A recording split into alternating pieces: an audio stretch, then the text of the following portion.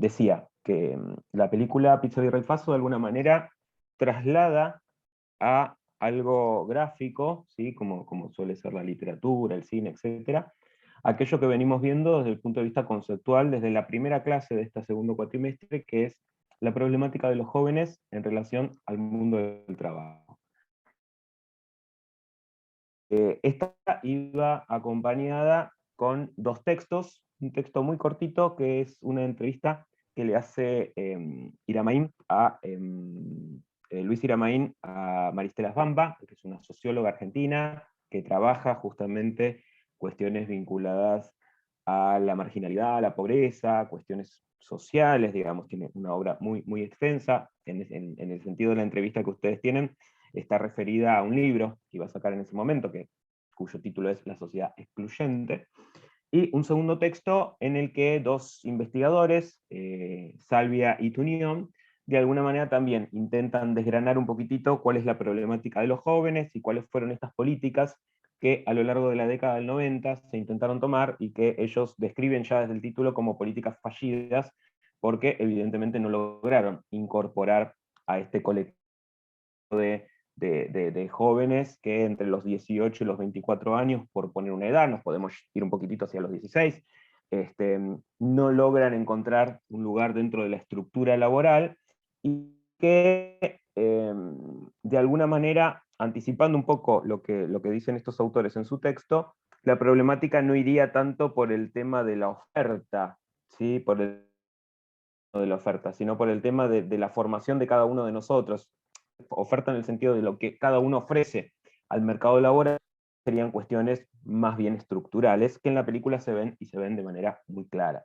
¿Sí? En la respuesta a aquellos y aquellas que eligieron responder en el campus respecto al horizonte de posibilidades de los personajes de la película, está claro que es un horizonte muy limitado. ¿Sí? Que más allá de que le pongan empeño, más allá de que tampoco, a ver, uno ve ese empeño porque, digamos, todo alrededor de ellos naturaliza esa situación de marginalidad, esa situación que va bordeando el delito, esa situación en la cual, bueno, podríamos asociar eso que vemos con el concepto de sociedad excluyente en la entrevista que le hace Iramaín a Svampa. Pero antes de pasar a los textos, quería saber si vieron la película, qué les pareció, si ya la Sí, habían profe. visto, qué les La había visto pareció, en ¿les la pareció escuela, larga, aburrida? Ajá. pero me había olvidado completamente. Mm.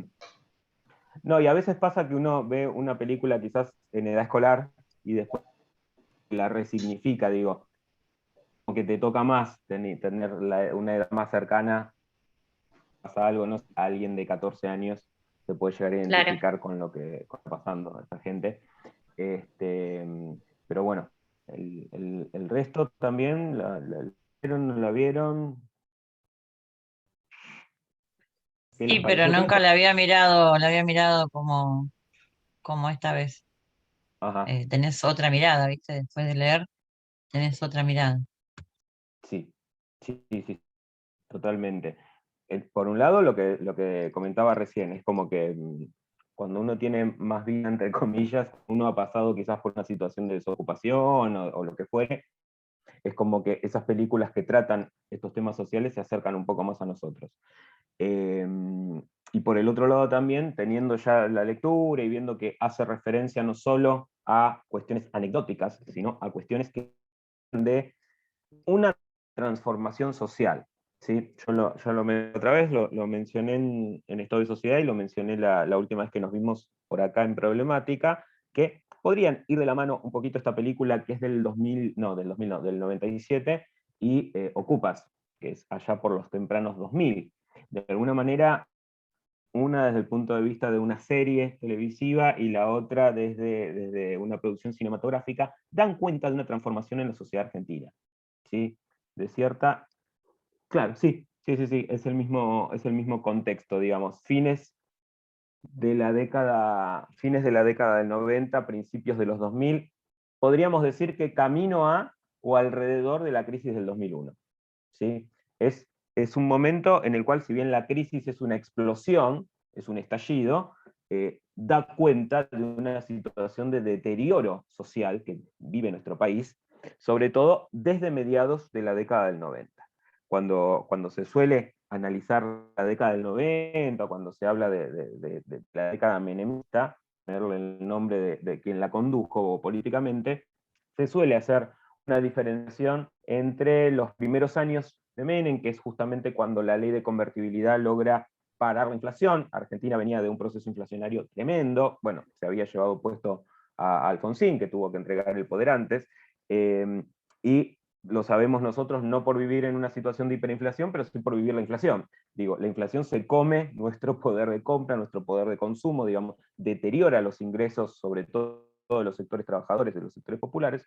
Entonces, esos primeros años de Menem, en que se estabiliza la economía y en lo que, sobre todo, como decía recién, la inflación desaparece como problema, vemos un crecimiento económico que mejora la calidad de vida de amplios sectores. No por nada, Menem fue reelecto, fue votado de esa manera, más allá de todas las críticas que recibía desde el momento cero. ¿Sí? Porque no es que ahora uno ve la corrupción menemista o las problemáticas que existían en ese momento, o la inflación. Digo, paralelamente al crecimiento económico se daba un proceso de destrucción de puestos de trabajo, con privatizaciones, con la apertura económica que llevó implícito la ruina de miles y miles de pymes, ¿sí? Hacia la crisis del 2001. Yo englobo la crisis del 2001 como un proceso que abarca tanto al menemismo, más allá de que Menem ya no estaba en el poder, como al gobierno de la Alianza, que de alguna manera continuó con la ley de convertibilidad y con esa política de apertura económica. Y uno en los meses previos al estallido del 2001 veía que los distintos sectores, sobre todo vinculados a las pymes, que ofrecen puestos de trabajo, hablaban de la imposibilidad de constitución de un mercado interno. ¿Sí? Me acuerdo de una protesta de zapateros, por ejemplo, frente al Ministerio de Trabajo. ¿Por qué? Porque ingresaban los zapatos importados de cualquier país que se nos ocurra, y bueno, y eso obviamente que afectaba a estas industrias. Entonces, es todo eso, y la película de alguna manera da cuenta de eso. Tiene aspectos bastante... Esperen que mi conexión está inestable, mi cámara se prende y apaga, voy a apagar la cámara porque sobre todo ahora quería compartir, a ver, este archivito que yo le había colgado a Campus sobre los aspectos a tomar en cuenta de la película. Avísenme en cuanto aparece o en cuanto lo leen. Haceme seña, Patricia, que a vos te estoy viendo. ¿Se ve? Perfecto. Pizza Virrey Faso, 1997, y tenemos una cita de un sociólogo, Robert Castle, que habla en su texto La lógica de la exclusión, de algo que se relaciona bastante con el contenido de la película, donde dice, en la mayoría de los casos, el estado de vagabundeo, vagabundeo es, podríamos vincularlo con esto de girar por la ciudad, ¿sí? Es el resultado final de una trayectoria que comienza con una ruptura, que continúa con un deambular en busca de un trabajo, que a menudo se termina con un arresto y una condena, puesto que el vagabundeo es un delito. ¿Sí? Vagabundeo de lo que decía recién, vagar por la ciudad sin un destino, digo, aquellas personas que tenemos la suerte de trabajar o de tener algún tipo de actividad, tenemos destino. Ahora no, porque bueno, acá estamos de manera remota y la cuarentena y la pandemia, digamos, nos metió en casa, pero digo, si recordamos cómo era nuestra vida, nuestra vieja normalidad, cuando nosotros estábamos en la calle, la mayoría de nosotros, salvo que sea por una situación recreativa de salir a pasear, digo, siempre tenemos un objetivo, siempre salimos de casa para algo, o vamos a trabajar, o vamos a estudiar, vamos, volvemos, tenemos casi como una hojita de ruta clara, que no es lo que tienen las personas que justamente pasan por esta, como dice Castel, ruptura, ¿sí? por justamente a este estado de vagabundeo, que obviamente se convierte en delito porque no solamente,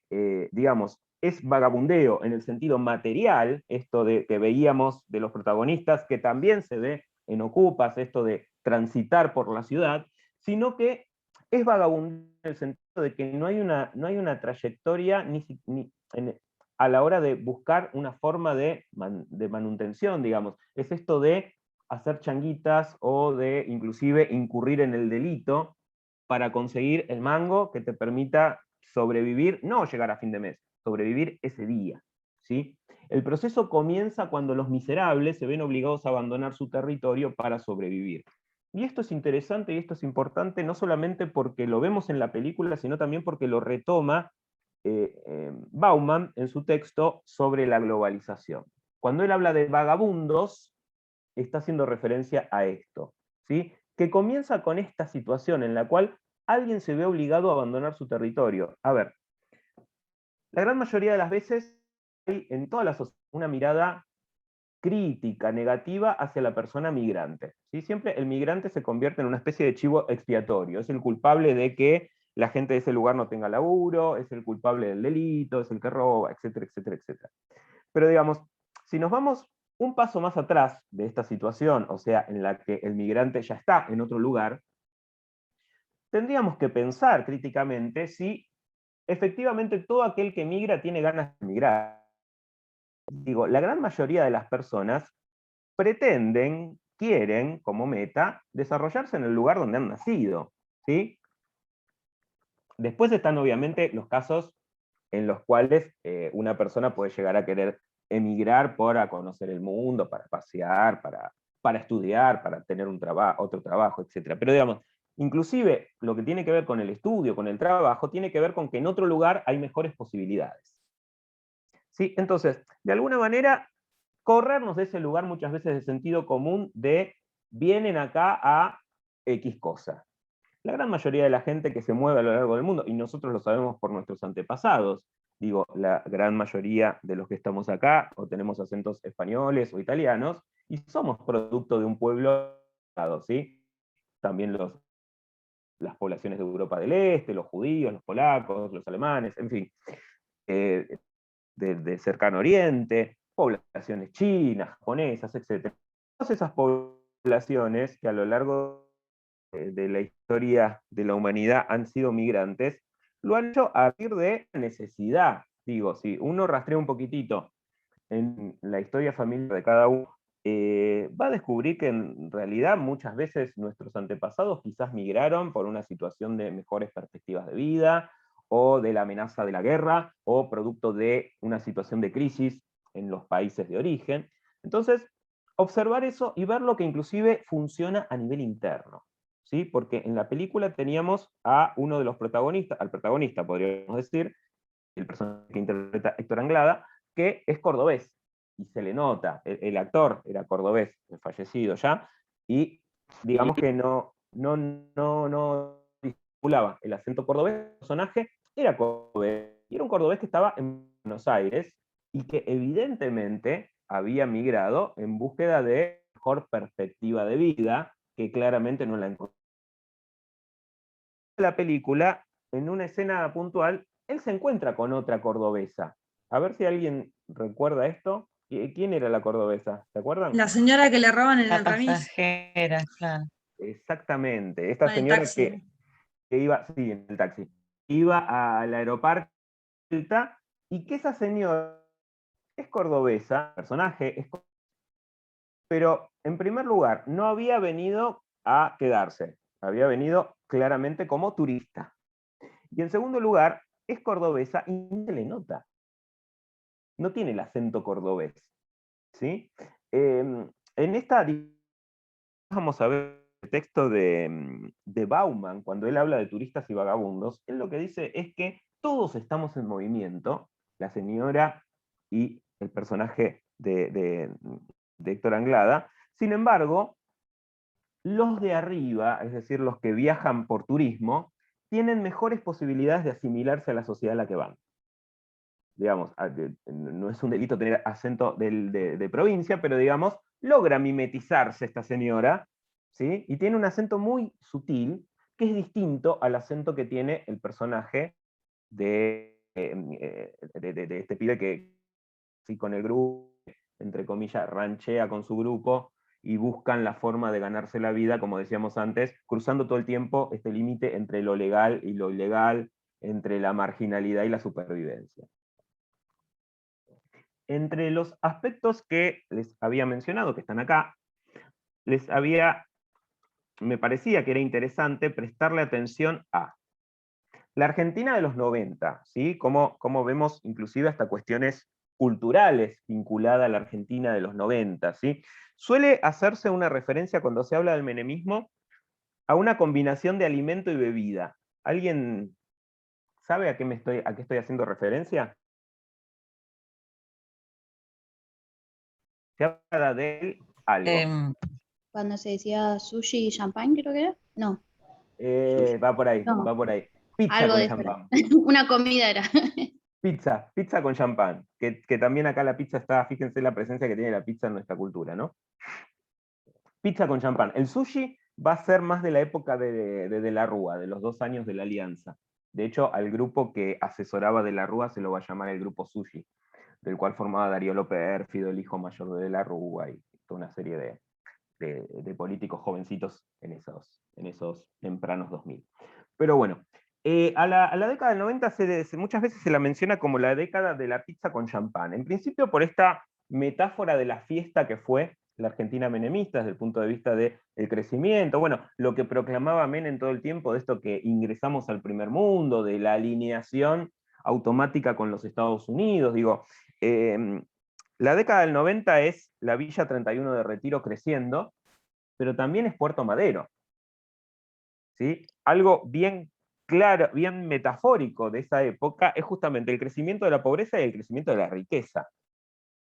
Porque además la posibilidad de que nuestra moneda tuviera paridad con el dólar permitía, por un lado, que aquellos sectores que se vinculaban a las finanzas internacionales ganaran dinero, permitía la importación de lo que a uno se le ocurra, porque en dólar, digamos, no teníamos sueldos altos, pero digamos, aquel que ganaba 500 pesos ganaba 500 dólares.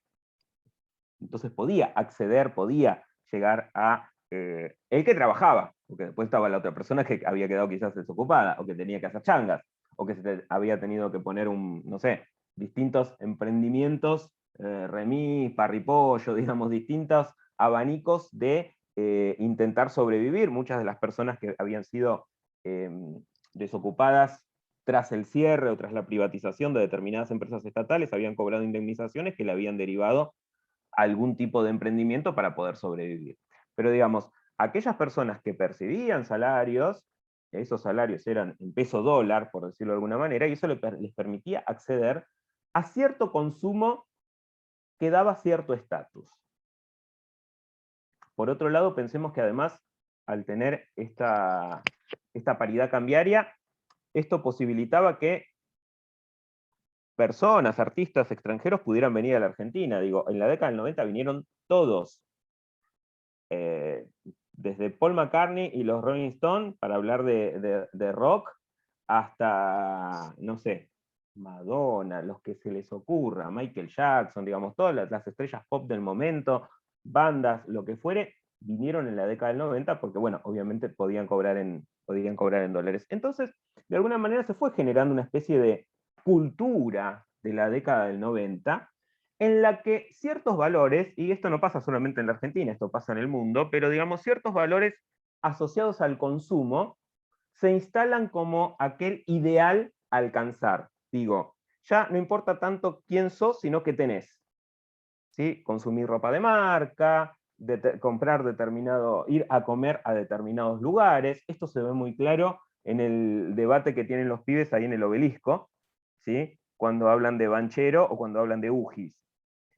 Aquellas personas que entre los 2000 y la primera década del siglo XXI, digamos, trabajamos por capital, sobre todo, ujis era la salvación, porque de repente por nada, 1 peso, 2 pesos, podías comer pizza. No era una pizza de calidad, obviamente, no era la pizza a la que hacen referencia en Banchero, ¿sí?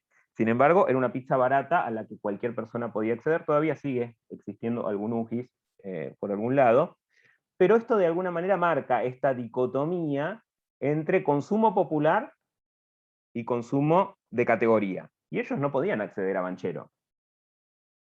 Pasan por la puerta, pero no pueden, terminan comprando la pizza en Ujis, ¿sí? Y después lo vemos también, por ejemplo, cuando están en la puerta de este restaurante al que quieren robar, donde dice, acá vienen los ricos y famosos, ¿sí? De hecho creo que hacen referencia o a la Pradón o a María Fernanda Callejón, digamos que eran vedettes importantes en ese momento, que esto también es muy de la década del 90, digo, el estatus lo daba la fama, lo daban los medios, ¿sí? Entonces vemos una Argentina que de alguna manera se estaba empobreciendo, los sectores populares la estaban pasando mal, la clase media se estaba empobreciendo, obviamente. Bueno, el golpe de gracia de la clase media es el corralito, digo, aquellas personas que habían podido ahorrar algún mango, se lo quedaron los bancos.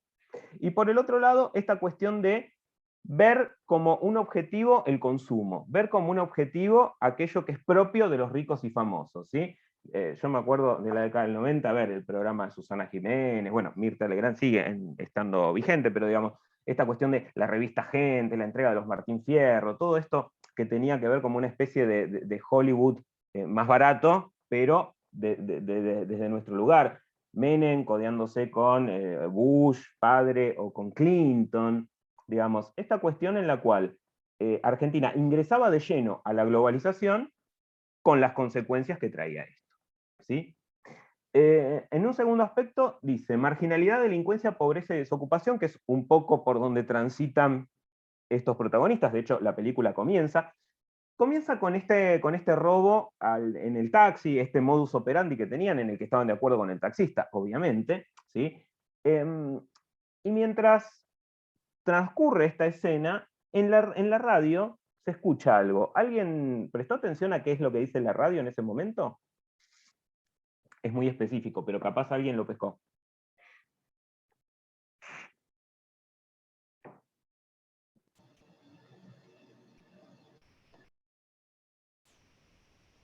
Decía algo de la economía, si mal no recuerdo, pero no escuché bien. No, perfecto, lo escuchaste bien. Sí, sí. Daba índices económicos, entre ellos el índice de desocupación, que no es casual. Ustedes saben que un director cuando arma la escena, arma lo que se ve, lo que no se ve, el recorte, el audio, ¿sí? No es que de casualidad el actor puso la radio en el taxi y se escuchaba eso, no, eso tenía un objetivo. La película comienza con la radio dando índices económicos y entre ellos el índice de desocupación.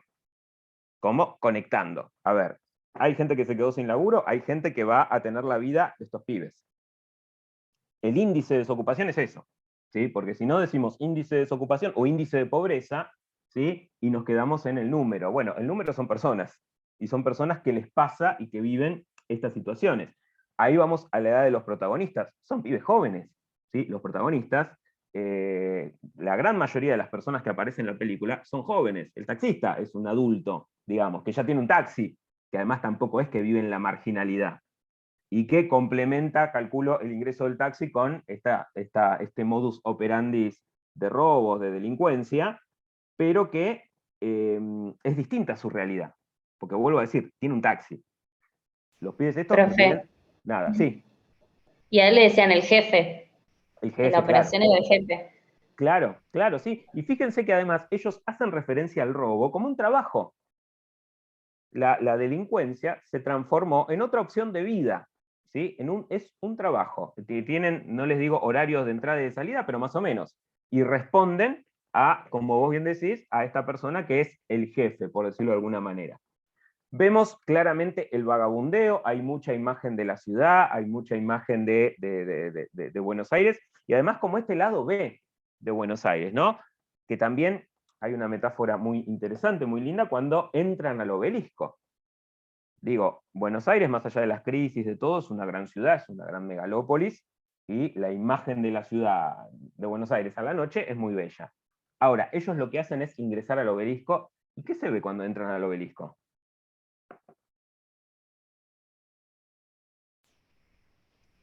Estaba todo oscuro y había como una cama, unas cosas como de un sereno. Totalmente. Pero además se ve, digamos, no se ve lujo, Lo que No. se ve adentro es una mampostería bastante mal hecha, ¿sí? Eso, una cama, no recuerdo si hay una revista porno, un tetrabrick, digamos. Hay toda una Un calendario, situación, sí. un calendario. Hay toda una situación que hace a que por fuera se ve lindo, pero si uno mira por dentro, uno lo que ve justamente es, podríamos decir, algo vacío, ¿sí? También juega como una metáfora, y no es casual que lo peguen a esta búsqueda de vamos a comer pizza a un lado al otro, bueno, terminan yendo al famoso UGIS, ¿sí? La ciudad, como dice ahí en el punteíto para buscar en la peli, es un espacio social, ¿sí? Es un espacio de interacción. Cuando ellos le roban al hombre este sin piernas, se pone, digamos, de manera muy cruda, se expone de manera muy cruda a qué lleva esa situación de marginalidad, el robo a un par, ¿sí? O a alguien que le está pasando peor, ¿sí? Esta situación en la cual se, se, se, se borran las cuestiones morales. No hay bueno, malo, correcto, no correcto. Es la supervivencia y es la ausencia de un proyecto colectivo también, porque es la búsqueda del salvarse. Se tiene que salvar uno, ¿sí? Vamos a buscar la forma en la cual se salve cada uno y están rascando el mango, y piensen que es una película pre-2001, o sea, pre-devaluación. Y Fíjense de los hecho se ve precios en que toda hay. la película, perdón, Sí, profe, sí, sí, que sí. el personaje principal, el chico este Héctor, todo el tiempo está como quedándose con más plata que sus pares. Tal Eh, cual. se Sí, esconde plata en un montón de momentos. sí, sí, sí, sí. En eso estaba pensando. Y esta cuestión de hacer guita. El objetivo es hacer plata, porque hay que salvarse y bueno, y planean robos, y planean esto, planean lo otro. El proyecto que tiene con la chica, con la piba, de irse a Uruguay también, de alguna manera, es un posible horizonte, pero no pueden alcanzarlo. De hecho, no lo puede alcanzar, evidentemente. Y podemos pasar a... Ah, no, antes de pasar a la presencia o la ausencia del Estado. En una escena en la cual le están robando a la señora cordobesa, fíjense que salen de esta ciudad más masificada, más de la zona de Obelisco, de la zona donde transita más gente, y terminan en un barrio de alto poder adquisitivo. Yo calculo que debe ser Barrio Parque, ahí por Recoleta. Y hay una escena en la cual justamente ellos frenan frente a una mansión y alguien desde la mansión observa, desde la ventana, que es una mirada desde dos clases sociales totalmente distintas, pero no hay interacción, ¿vieron? Es como que es la mirada a lo lejos y es esa mirada al otro peligroso, ¿sí? Y para ellos también, el que tiene guita es el otro. Entonces, para el pobre, el que tiene plata es el otro, culpa del cual yo estoy así, por más que no tenga nada que ver, por eso le robo, porque es injusto que yo esté así. Y para la persona que tiene algo, el de abajo es el peligroso porque es el que me va a robar o el que me va a agredir. ¿Sí? Entonces hay imposibilidad de una construcción colectiva, porque está fragmentada, está partida esa ciudad, ¿sí? Y no partida desde el punto de vista de una grieta política, está partida desde el punto de vista social y económico. Y ahí vamos a la cuestión de la presencia o la ausencia del Estado. ¿En qué momentos se ve al Estado? ¿En qué momentos hay presencia del Estado? ¿Se dieron cuenta? Cuando hay policía, a lo Bien. último. Solo con la policía, sí. Con la policía. Es casi el único lugar en el que aparece el Estado. En realidad aparece en otro lugar, que es cuando al amigo le da el ataque de asma y van al hospital.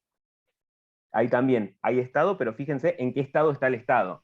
Esta cuestión de que faltan gasas, de que no hay nada, de que está como así bastante raquítico ese hospital. Son los dos únicos lugares. Es decir, una situación de atención muy precaria, casi como lo último que queda. De hecho, cuando uno observa el Estado en la década del 90, uno ve que el Estado se hacía cargo de la educación. Hasta ahí.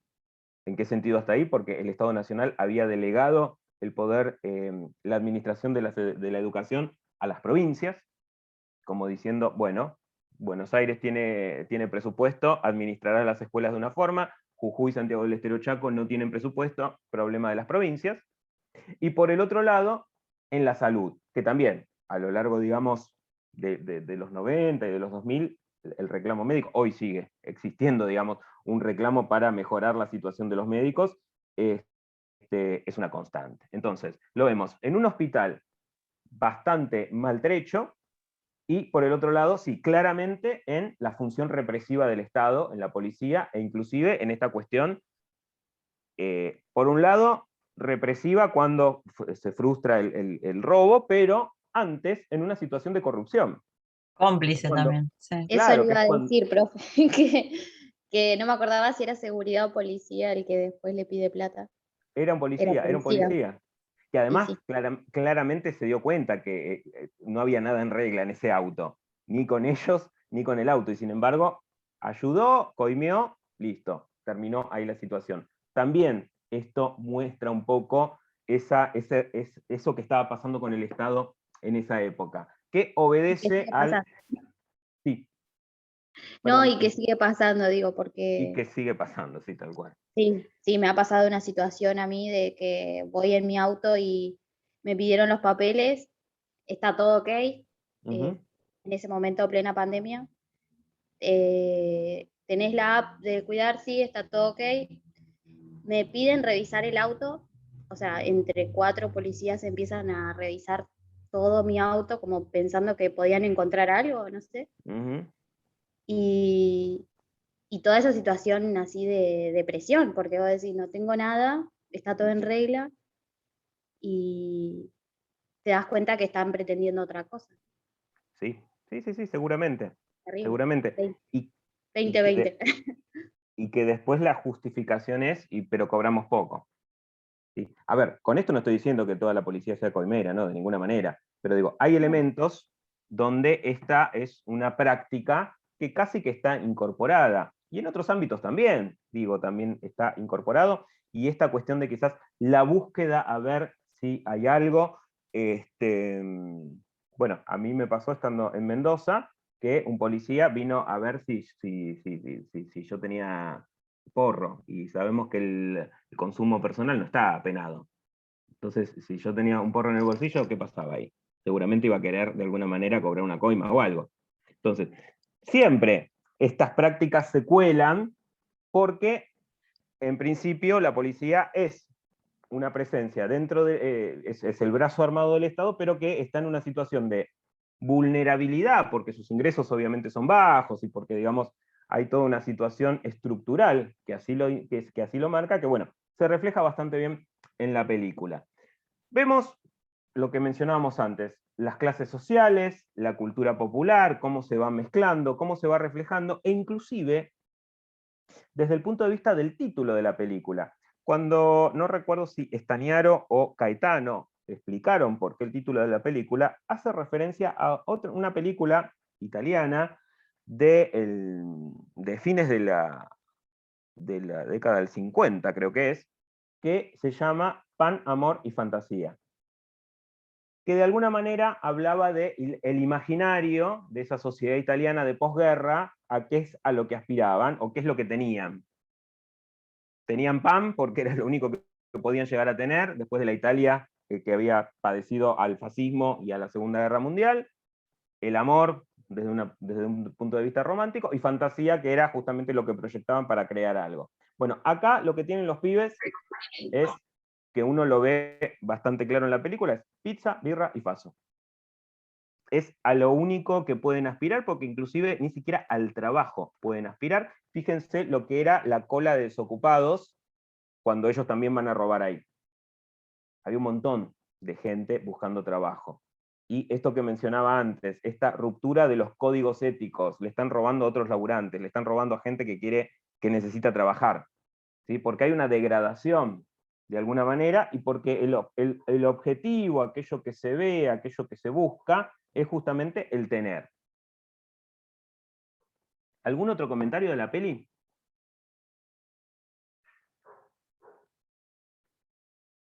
Dos cositas. Esa Sí. escena en donde roban en la fila para buscar trabajo, Sí. yo pensé que iba para el lado de que, bueno, van a buscar trabajo o algo, y cuando veo que roban, digo, qué derrape. Sí. Eh, Que Sí. claro, uno piensa que es fácil para una persona en esa situación decir salgo a buscar trabajo y la verdad es que no. Ujú, No era tan sencillo como ir, ujú, pararse y buscar laburo para el tipo de pensamiento que tenían. Y después ujú. con respecto a lo de Buenos Aires, de la ciudad y el tema del obelisco, como que tiene esa particularidad de que después de cierto horario se pone como fea, Sí, sobre todo lo que sí. es microcentro. Al menos en mi experiencia, no sé, después de las Sí, 6 sí, sí, 7 sí. 8 ya tiene otra cara. Sí, sí, sí, sí, que es propio de las grandes metrópolis a nivel mundial. Digo, de hecho, ay, ¿cómo se llama el alcalde de Nueva York? Giuliani, se convirtió en un alcalde hipervotado, entre otras cuestiones, justamente porque había logrado combatir la delincuencia, porque Nueva York también, y muchas otras ciudades del mundo, digamos, después de determinada hora, sobre todo porque la zona más céntrica es la que corresponde a las oficinas y queda vacía, y entonces la calle se convierte en un ámbito del vagabundeo, donde se mezcla el delito, se mezcla el consumo de droga, la prostitución, digamos, cuestiones que tienen que ver con justamente lo que hace a la vida nocturna en una ciudad. ¿Mm? Sí, sí, sí, uno lo percibe, y es más, uno lo percibe inclusive desde la experiencia propia. Yo me acuerdo que fines de los 90, principios de los 2000, yo estaba cursando en la facultad. Y poco a poco, conforme nos íbamos acercando a la crisis del 2001, se empezaban a ver cada vez más personas revisando la basura, se incrementó la presencia de los cartoneros, de hecho las líneas de trenes tuvieron que establecer los famosos trenes cartoneros, porque de repente se armaban unas batallas campales terribles entre la persona que quería subir con el carro y la persona que quería subir a determinada hora al tren. Eh, esta peligrosidad o marginalidad se empezaba a ver más seguido, digamos, la gente, vuelvo a decir, revolviendo la basura, pidiendo plata, situaciones de robo, situaciones de corridas, digamos, todo eso se percibía, ¿sí? Se percibía y se iba viendo cómo se fue incrementando y tuvo, digamos, su sumum con la crisis del 2001. En el 2001, en el 2002, digamos que fue bastante heavy hasta la recuperación económica. Pero bueno, si uno El observa consumo los... de, Sí. no, el consumo de Paco que había Ujú, en ujú. ese momento, había también muchas notas que aparecían en los medios, y, y además yo lo ponía en el comentario también en el foro, que lo decías vos, que es Pisa, Birra y Faso, que tratan de como de salir de una situación, de escapar, porque no la pueden resolver. Ujú. Y terminaba pasando eso, te ibas a Retiro y había un montón de gente, si bien hoy hay mucha indigencia, pero era desastroso, había muchísima gente durmiendo en Retiro, en Constitución, o chicos que pasaban pungueando, era, era otra realidad. Sí, sí, sí, totalmente. Era otro panorama urbano. Me acuerdo además que uno de los debates que se daban en esa época era si el subte permitía que la gente, podría llegar a permitir que la gente durmiera en las estaciones de subte o en las escaleras, digamos. Fíjense, digamos, estaba tan limitado el Estado que no planeaba una política de inserción laboral o una política de protección social, sino, bueno, de última que duerman cerquita del subte, así no tienen tanto frío, ¿sí? Entonces, de alguna manera, ese era el horizonte, ¿sí? Consumir una pizza, tomar una birra, fumar faso, que visto desde lo que comentabas recién, Joaquín, también lo podemos vincular al auge del Paco, porque digamos, el Paco justamente es, por un lado, bueno, el crack en Estados Unidos, ¿no? El desecho de otras drogas, mucho más barato, pero que quema a la persona que lo consume mucho más rápido también, ¿sí? Generacionalmente, digo, ahí hay un daño tremendo. Existe una asociación que son justamente las madres que tienen hijos que son adictos al Paco y que, de acuerdo a sus experiencias, digamos, es tremendo cómo actúa este consumo en esos pibes. Pero inclusive hasta el consumo de droga perforó, digamos, el piso y fue hacia un consumo más marginal aún, ¿sí? Más barato aún. Todo esto, como decía recién, expresa la marginalización de una sociedad, ¿sí? Esto es una consecuencia social clara, ¿sí? De un modelo de acumulación económica, de determinadas políticas. Bueno, justamente el texto al que vamos a ir ahora, para repasar un poquito, que es el de Salvia y Tunión, se llama Políticas fallidas, jóvenes excluidos y políticas fallidas. Aún desde el Estado, con esos pocos recursos que tenía, se planteaban ciertas actividades o se planteaban ciertos programas y no tenían el resultado esperado. Digo, no lograban incorporar, sino todo lo contrario.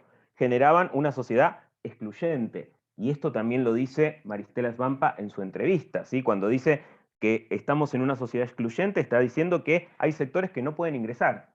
Hay sectores para los cuales el modelo no cierra. Quedan afuera del modelo, ¿sí? ¿Qué dice Svampa? Hasta la década del 70 había una especie de empate, pero después vino la dictadura, y después eso se reforzó con el menemismo. Entonces, de alguna manera, estos sectores quedan afuera, no tienen espacio. Y un poco retomando lo que decía un ratito Lina, uno piensa, bueno, van a buscar laburo. Por un lado, la falta de trabajo es impresionante, los índices de desocupación son muy altos, pero por otro lado también, quizás ni siquiera está en el horizonte de ellos, porque, a ver, los sociólogos lo que explican es que justamente cuando una generación o dos generaciones ya forman parte de una situación de marginalidad, de desempleo, etc., el trabajo pierde ese sentido de faro de horizonte. Digo, quizás muchos de nosotros tenemos como objetivo trabajar, estudiar lo que sea, porque la generación de nuestros viejos lo vivió o nos lo inculcó. ¿Sí? Vos tenés que trabajar, vos tenés que estudiar, vos tenés que hacer tal o cual cosa. De repente, cuando ya tenés tu viejo, no trabajaron y vivieron de changas, o inclusive vivieron de situaciones, como decíamos antes, que rozan el delito, situaciones de marginalidad, y se desdibuja la idea de lo que es el trabajo. ¿Sí? Sobre todo porque el objetivo es el tener, no el realizarse. Entonces el trabajo pasa a ser, de alguna manera, eso que te permite comer. Y si te permite comer, salir a chorear con un taxista, bueno, eso es trabajo. Él es tu jefe, esa es tu rutina de trabajo, y bueno, podés ganar o podés perder. ¿Sí? Las consecuencias lógicas de esa situación están dadas y ¿cuál sería la respuesta? Estamos jugados. Es un Sí, de poco hecho, eso. profe, hay una escena, perdón, hay una Sí. escena en la que se cruzan creo que es en la puerta del boliche, que se cruzan con un ex compañero de robo, que hablan como diciendo ahora que tenés trabajo, ya no nos hablás, como que, no sé, como que ascendió socialmente, Sí. y hablan de como si fuese algo imposible para ellos tener trabajo. Sí. Sí, sí, sí. Lo dejan claro ahí. Sí, sí, sí, sí, porque está fuera de sus posibilidades. Así como también está fuera de las posibilidades de ellos tener esa vida a la que aspiran de ricos y famosos. ¿Sí? Porque dicen, este es un restaurante al que vienen ricos y famosos, pero digamos que es un restaurante más vale de, podríamos decir, de consumo de clase media. De hecho, la plata que roban tampoco satisface sus, aquello que pensaban que iban a ganar con ese robo. Y vuelvo a decir, para ellos el horizonte o los ricos y famosos son las personas que aparecen en la revista Gente o que aparecen en la televisión. ¿Sí? Cuando es bien sabido que alguien que forma parte de la clase alta no está ahí, está mucho más arriba. Digo, ni Pradón, ni Callejón, ni María Fernanda Callejón eran mujeres ricas en la década del 90, eran mujeres famosas, exuberantes, obviamente, salían en las revistas, etc. Pero digamos, es esta cuestión de se vuelve todo muy lumpen en el sentido de marginal, de pobre, ¿sí?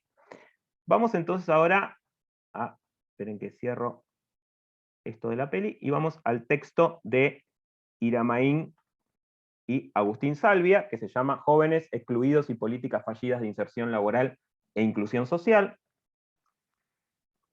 Ahí lo tenemos a Agustín Salvia, es director del Observatorio de la Deuda Social Argentina de la UCA, especialista en reproducción social, trabajo y desigualdad, y Yanina Tunión, que es socióloga, coordinadora, investigadora, responsable del Barómetro de Infancia del Observatorio de la Deuda Social en la UCA, ambos trabajan en la UCA, y un poco la hipótesis del texto, acá yo la tengo copiadita, que dice, es la incapacidad general del sistema productivo para absorber las expectativas de movilidad socio-ocupacional de esta nueva generación, digamos. Por eso también decíamos antes que Svampa habla de sociedad excluyente, porque hay gente que no puede entrar, ¿sí? Hay gente que se queda afuera.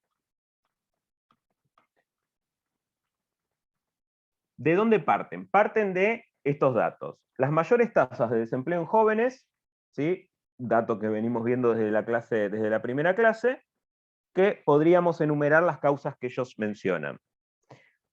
La argumentación más común es que no tienen competencias laborales, es decir, que están fallando en su formación, que la educación o su preparación para ingresar al mundo laboral es deficiente.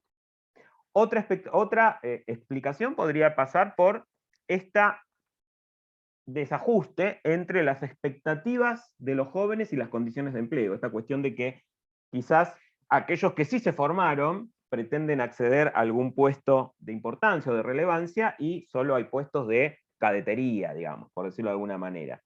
Otra causa es la situación de los hogares, esto que mencionábamos, la cuestión en la cual quizás ya tenemos una segunda generación de personas sin empleo, una mayor propensión al despido, justamente a raíz de la estructura económica y del modelo de acumulación, que digamos hacía más eficiente la importación que la inversión en una fábrica, ¿sí? Una de las características del sistema capitalista, algo que, digamos, si nosotros tuviéramos una tablita que nos indicaría qué es capitalismo y qué no es capitalismo, ¿sí?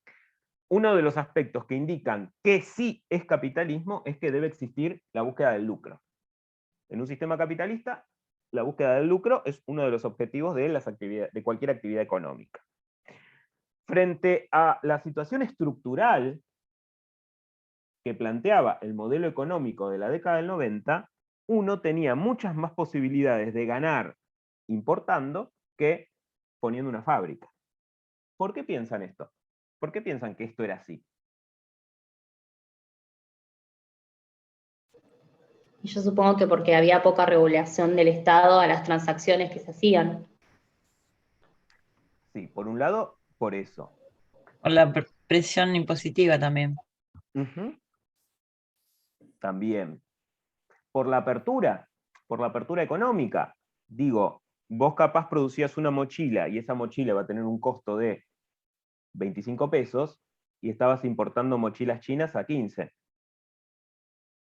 Al no haber ningún tipo de regulación ahí, o protección del mercado, era mucho más conveniente importar esa mochila. Y por el otro lado también, porque al poner una fábrica y al tener trabajadores que dependan de vos y al tener una estructura, digamos, esa inversión requiere, por un lado, te afinca o te fija al territorio. Es decir, si vos a los 3 meses te querés deshacer de esa actividad, tenés que indemnizar a la gente, tenés que poner en venta ese terreno, esa fábrica, etc. Si vos estás dentro de lo que son las actividades financieras, o inclusive si sos importador, es mucho más fácil cambiar. Digamos, había una tendencia a ir hacia las actividades financieras que hacia las actividades productivas. Y por el otro lado también, si el mercado se hacía chico, importás menos. Y no tenés costos. En cambio, si vos tenés una fábrica y el mercado se hace chico, vas a tener capacidad ociosa, porque vas a tener máquinas que no producen, o vas a producir lo mismo que si el mercado diera, y te va a quedar stock, y no vas a poder vender. Entonces, desde el punto de vista de la búsqueda del lucro, había una mayor propensión justamente al despido porque había una transformación dentro de lo que era nuestra estructura productiva. Digo, cuando nosotros decimos, con la dictadura y con el menemismo hubo un proceso de desindustrialización, estamos hablando de esto. Y la desindustrialización tiene como consecuencia la desocupación. A ver, no es que cierra la fábrica nada más, es que la gente que trabajaba en esa fábrica se queda sin trabajo. Y eso se multiplica, porque además habíamos pasado de 1 dígito a 2 dígitos. Allá por la crisis del 2001 la pobreza estaba en un 53%, era una barbaridad. Profe, Sí, sí. incluso era tanto el tema de que despedían gente que se implementó la triple indemnización, ¿te acordás? Sí, Para evitar tanto despido. totalmente. Sí, sí, sí. Se van a empezar a tomar ciertas medidas justamente para evitar esto, porque además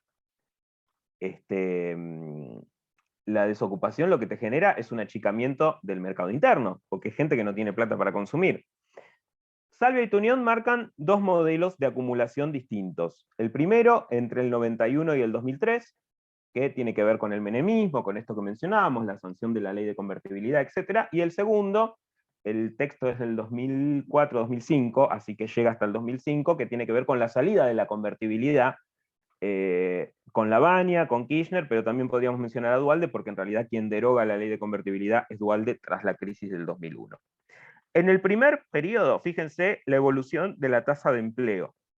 ¿Sí? Tenemos entre los índices que figuran dentro del texto, tenemos este gráfico que habla de la tasa de empleo en los jóvenes, ¿sí? Siempre entre 15 y 24 años.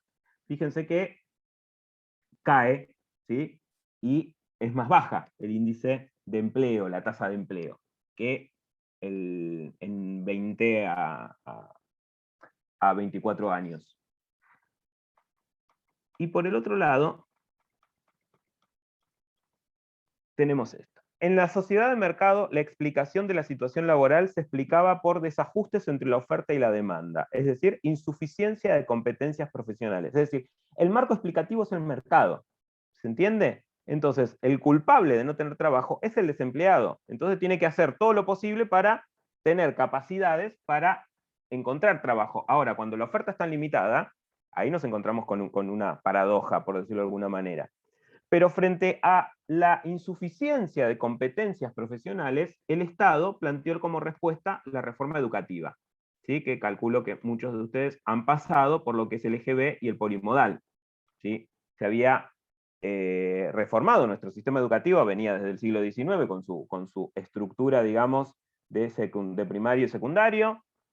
Había ido mutando, digamos, en la época quizás de mis viejos existía el llamado primero inferior, primero superior, después termina de tomar forma la escuela primaria de primero a séptimo, y la escuela secundaria con sus distintos títulos, digamos, con 5 años, que podía ser bachiller, perito mercantil, etc. Bueno, esa estructura se va a cambiar, y vamos hacia lo que es la creación del EGB y del polimodal, un EGB de 9 años, ¿sí? Es decir, la escuela primaria de alguna manera se crecía, se incorporaba octavo y noveno como años pertenecientes a la escuela primaria, pero con una estructura mixta, porque en octavo y noveno y en séptimo, los chicos en este tercer ciclo del EGB tenían materias como en el secundario, con profesores, pero bueno, formaba parte de la EGB, y después teníamos 3 años de polimodal, donde ahí estaban las orientaciones, que apuntaban, entre otras cuestiones, a vincular el mundo del trabajo con la educación,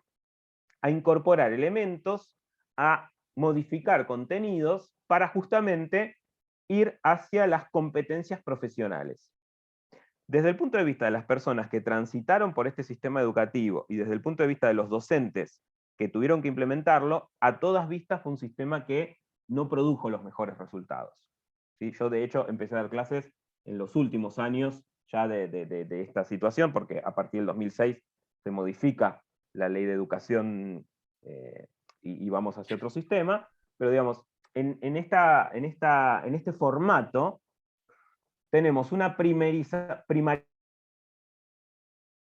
de educación de GB, y en polimodal un recorte absoluto de los contenidos y de las formas de transmitir conocimiento, y no se veía una mejor formación para que los pibes puedan incorporarse al mercado laboral, sino todo lo contrario. Bueno, es una de las causas por las cuales en el 2006 se vuelve a un sistema parecido al anterior, con la modificación de que son 6 y 6. Ahora son 6 de primaria y 6 de secundaria. Otra política que plantea a ver, y una aclaración al margen que me parece interesante también. Esto es una generalidad, ¿sí? Es posible que ustedes hayan cursado el EGB y el polimodal en un colegio en el cual lo hayan pasado re bien. Ahora, No. el tema... Sí, Joaquín. ¿No? ¿No es el caso? No, que no. Sí. El tema es que muchas veces iba a recaer la responsabilidad de las trayectorias educativas en las distintas escuelas. Entonces, o con recursos, iban a poder apuntar a una formación que otras escuelas con menos recursos o con malos criterios no lo iban a poder hacer. Entonces ahí también tenías una segmentación. A ver, no solamente tenemos entonces que la nación se va a desentender de las escuelas y va a dejar de tener ese poder sobre las escuelas secundarias que pasan al ámbito provincial, sino que además va a quedar librado a la dirección de cada uno de los colegios de qué manera se implementa esta reforma, y eso sabemos que genera desigualdades, ¿sí? Porque está bien ajustar los contenidos a la realidad de cada lugar. Me acuerdo que en ese momento, cuando se aprobó esta ley, los diputados del oficialismo, del menemismo, del Partido Justicialista, que impulsaban esta ley, lo que decían eran: tenemos que ajustar la educación a la realidad, no se puede dictar un sistema educativo desde la ciudad de Buenos Aires, o sea, desde la capital. Entonces, que Jujuy genere sus propios contenidos, que el Chaco genere sus propios contenidos, que la provincia de Buenos Aires genere sus propios contenidos. Ahora, el problema es que de la mano de esto, que es cierto y es sensato, iba el tema presupuestario. Entonces, la provincia de Buenos Aires o la ciudad de Buenos Aires iban a poder disponer de una manera muy distinta a otras provincias cuyos presupuestos eran mucho más bajos, ¿sí? Aún hoy lo vemos, esta desigualdad, inclusive desde el punto de vista de la conectividad. Digo, la cuarentena lo dejó en evidencia. Hay escuelas donde los pibes tenían que ir a buscar las actividades porque no había forma de conectividad. Por el otro lado, otra política por parte del Estado que va a apuntar justamente a la situación laboral de los jóvenes es la flexibilización laboral. Es decir, eliminación de aportes patronales y de indemnización, promover contratación de jóvenes mediante planes y pasantías, ley de flexibilización aprobada en el 2000 y derogada por escándalo de coimas. Esto fue durante el gobierno de la Rúa, la famosa ley Banelco, ¿sí?, que denunció Moyano. Ya se venía sobre el gobierno menemista, sobre el final del gobierno de Menem, presionando, inclusive el Fondo Monetario Internacional presionaba por una ley de reforma laboral, que entre otras cuestiones fuera hacia la eliminación de indemnización, bueno, etcétera. Todo lo que nosotros sabemos que implica una reforma laboral, que, a ver, una reforma laboral es necesaria. Lo que pasa que siempre en nuestro país la reforma laboral estuvo asociada a la reducción de los costos laborales. Es decir, tratar de pagar lo menos posible frente a cualquier situación. Entonces, o de repente flexibilizar la jornada, flexibilizar el horario, flexibilizar las tareas. Entonces, una semana laburás de 5 a 6, de 5 a 8, otra semana laburás de 4 de la mañana a 12 del mediodía, digamos.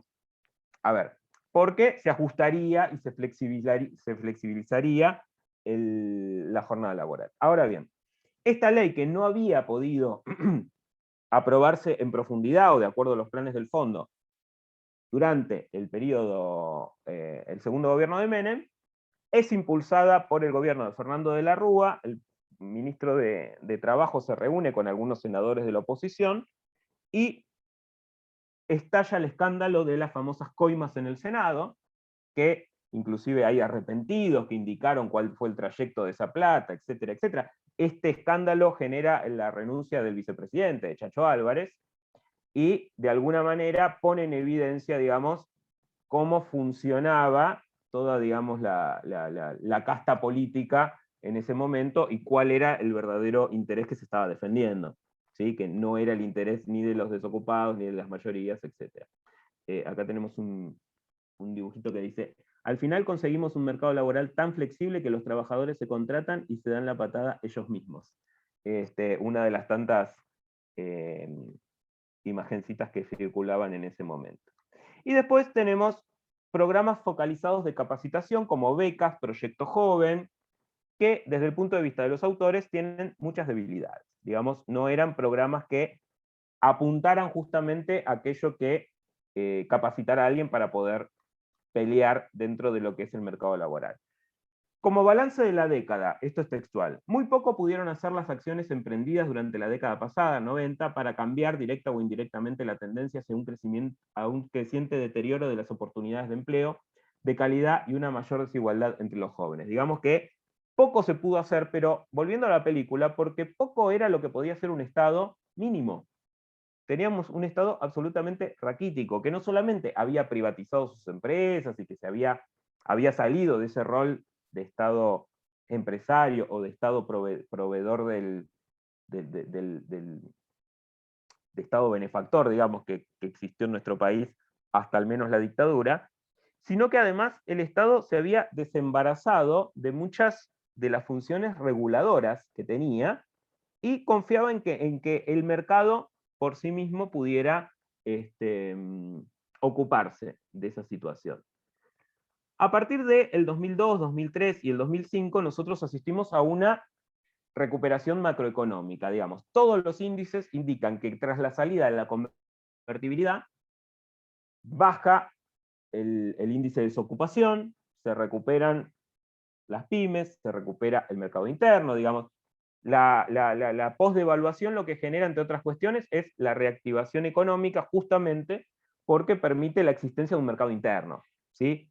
Ya de alguna manera no es tan conveniente importar, entonces las pymes comienzan a volver a ocupar posiciones en el mercado. Un escenario macroeconómico post-devaluación mucho más propicio para la reactivación productiva, el crecimiento de la demanda del empleo y la caída del desempleo. Sin embargo, la problemática se mantiene. Recuerden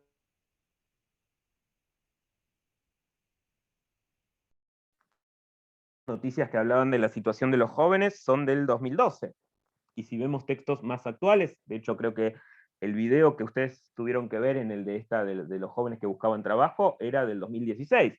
Y el domingo, sin ir más lejos, el diario AR sacó una nota sobre la situación laboral de los jóvenes, que sigue siendo una problemática. Entonces, hay algo que se mantiene, que es justamente esto, la situación crítica. Aspectos para tener en cuenta, con esto, digamos, cierran los autores. En la relación entre los jóvenes y el empleo. Hay una alta proporción de buscadores de empleo. Hay una fuerte competencia. Las aspiraciones muchas veces chocan con el mercado, y a igual costo laboral, las empresas privilegian la experiencia porque se evitan la capacitación. Entonces, de alguna manera, ellos proponen como una variante explicativa estas cuestiones, digamos.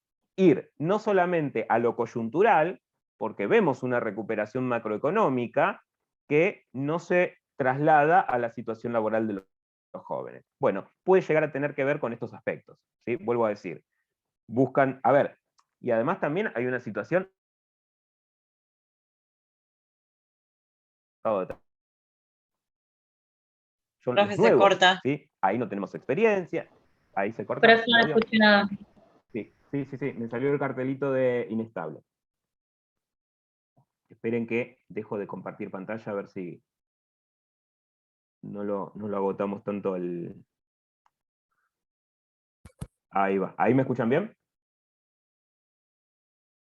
Bien. Decía entonces que quizás las características propias de los jóvenes también van a tener que ver justamente con esta situación de dificultad de ingresar al mercado laboral, por aquellas características generacionales a las que hacíamos referencia en las otras clases, por la dificultad justamente de ingresar a un mercado laboral que es absolutamente rígido. Digo, hoy por hoy, y creo que si buscamos índices, sobre todo a partir de la pandemia, nos vamos a encontrar con que no se crean puestos de trabajo, todo lo contrario. Entonces, de alguna manera, esto genera una dificultad a la hora de ingresar al mercado laboral. ¿Hay alguna duda, hay alguna pregunta del texto de Salvia y Tuñón?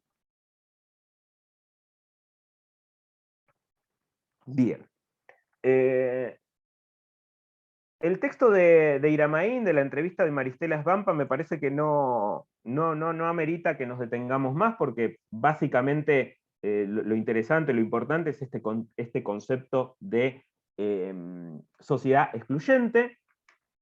En algún momento habla de que en la década del 90 se forjaron distintos tipos de ciudadanía, menciona 3 tipos de ciudadanía y dice que esos modelos hacen referencia al típico modelo liberal, al ciudadano consumidor y al asistencial participativo. ¿Qué quiere decir esto? Si nosotros definimos el concepto de ciudadano, hace referencia a un individuo que tiene derechos, un individuo que forma parte de la sociedad. Ahora, estamos en una sociedad excluyente, que además fragmenta a las personas, ¿sí? Esa fragmentación se expresa, entre otras cuestiones, en distintos tipos de ciudadanía, en distintos tipos de formar parte de esa sociedad. Dice, leo textual, El modelo de ciudadanía propietaria, que es el típico del modelo liberal y es tan antiguo como el capitalismo, digamos. El primer modelo que ella ofrece es el modelo más tradicional que tiene que ver con el que es propietario. Entonces, como es propietario, es dueño y se siente ciudadano, ¿sí? En algún momento, los regímenes electorales en el siglo XIX planteaban que solo podía votar el que tenía propiedades, por ejemplo, porque se consideraba que era el único que tenía derecho a decidir sobre el futuro de la sociedad, porque era el único que tenía interés en esa sociedad. Digamos que es la forma más tradicional de ciudadanía. Ahora, conforme va tomando forma la sociedad de consumo, hay otro aspecto que tiene que ver con la ciudadanía, que es el aspecto del ciudadano consumidor, que quizás a ella no es necesario que uno sea propietario, porque uno puede ser inquilino y consumidor también. Pero en tanto uno consume, en la sociedad de consumo, uno forma parte de esa sociedad. ¿Cuándo uno deja de formar parte de esa sociedad? Cuando deja de consumir. ¿Se entiende? Aquella persona que vive bajo de un puente y no consume pasa a ser invisible para la sociedad. Inclusive muchas veces para nosotros mismos, digo, ¿qué nos pasa que pasamos al lado de alguien que está viviendo en la calle y lo invisibilizamos, no lo vemos? Bueno, de alguna manera la sociedad está actuando sobre nosotros, ¿sí? Nos está indicando qué se ve y qué no se ve. Y esas personas, vuelvo a decir, se vuelven invisibles, porque no tienen importancia para la sociedad de consumo, porque no consumen. Y fíjense además cómo esto que mencionábamos de la película, ¿no? El consumo se vuelve un objetivo en sí, y ya todo es consumir, es tener. Inclusive en aquellos aspectos que uno podría llegar a tomar como aspectos recreativos, porque uno termina consumiendo cierto contenido en los medios, o en las plataformas, o en las redes sociales. La persona que, a ver, come pizza, consume pizza, que toma cerveza, consume cerveza, y que se fuma un faso, también está consumiendo. Aquellas personas que utilizan las drogas son consumidores. Entonces, de alguna manera, la sociedad de consumo apunta a eso justamente, a que todos consumamos, porque es lo que se necesita y es lo que sirve.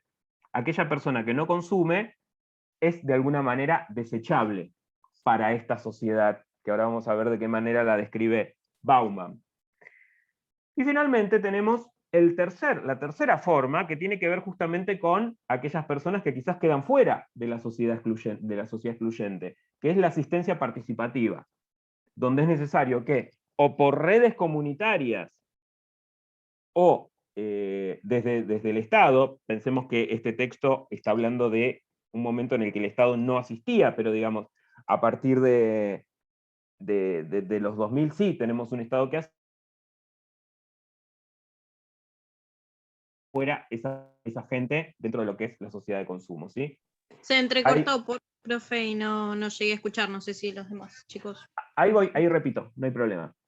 Decía, tenemos entonces el primer tipo de ciudadanía, que es el modelo tradicional de ciudadanía propietaria, el segundo modelo que tiene que ver con la ciudadanía a partir del consumo, y el tercer modelo que tiene que ver con lo asistencial, ¿sí? A partir de autoorganizaciones, a partir justamente de la búsqueda del auxilio por parte de las organizaciones comunitarias, después de los 2000, a partir del Estado, justamente como asistente en el sentido de ayudar a que haya gente que no se quede fuera de esa sociedad excluyente. ¿Sí?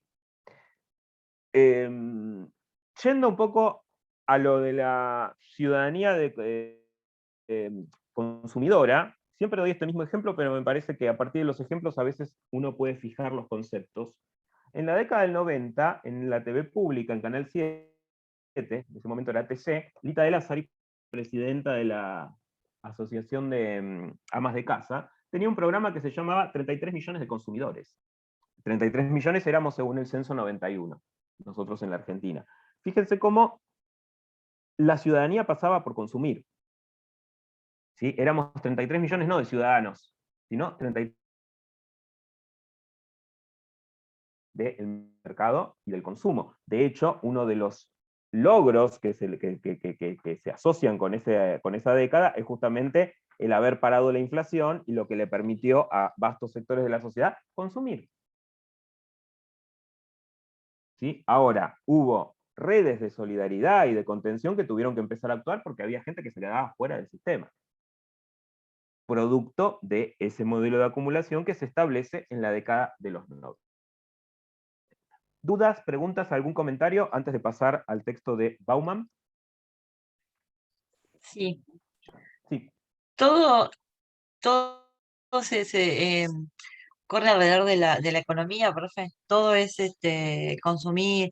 Y la educación, porque los chicos de los años 90 que vimos nosotros en la película, Sí. son chicos educados en los 80, Sí. y muchos, pues los padres venían de una dictadura, escapaban de la casa. Sí. Y son chicos, eran chicos ignorantes, por lo que nosotros vimos en la película, eran chicos ignorantes, pero ignorantes de verdad. O sea, donde Sí. para ellos, o sea, hasta planear un robo de manera paupérrima.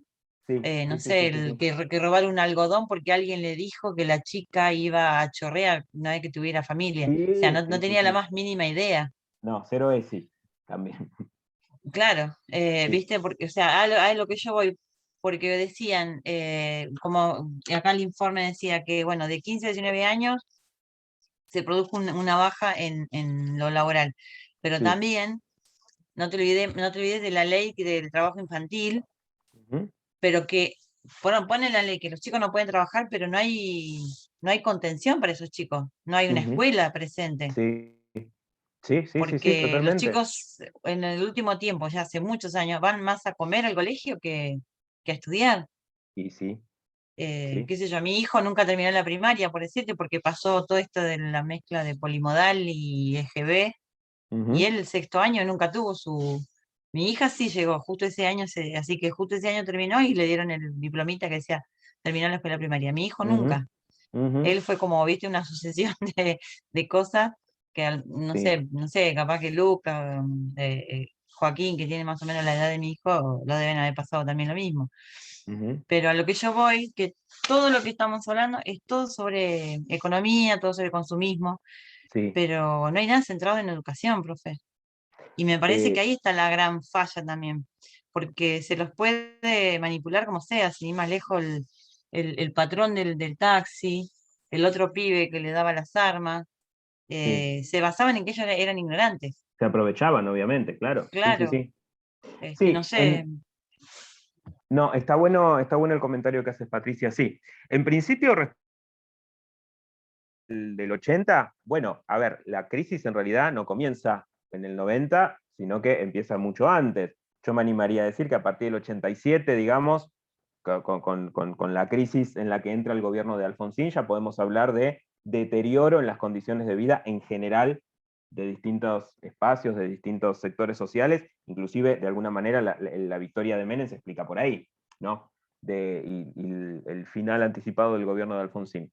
Respecto a lo de la educación de alguna manera está presente. Uno lo ve en la falta de educación y uno lo ve también justamente en el texto de Salvia y Tunión con estas políticas fallidas, digamos, de que no logran contener, digamos, genera un deterioro en los contenidos, genera un deterioro en el aprendizaje y en la formación de una persona para la vida. Digo, no por nada la reforma del 2006 incluye la materia construcción de la ciudadanía, política de ciudadanía, trabajo y ciudadanía, digamos, todas materias que apuntan que a lo largo de los 6 años que los chicos transcurren en la escuela secundaria, se puedan formar también como ciudadanos, además de incorporar contenidos. Eso era algo que faltaba en esa reforma de la década del 90.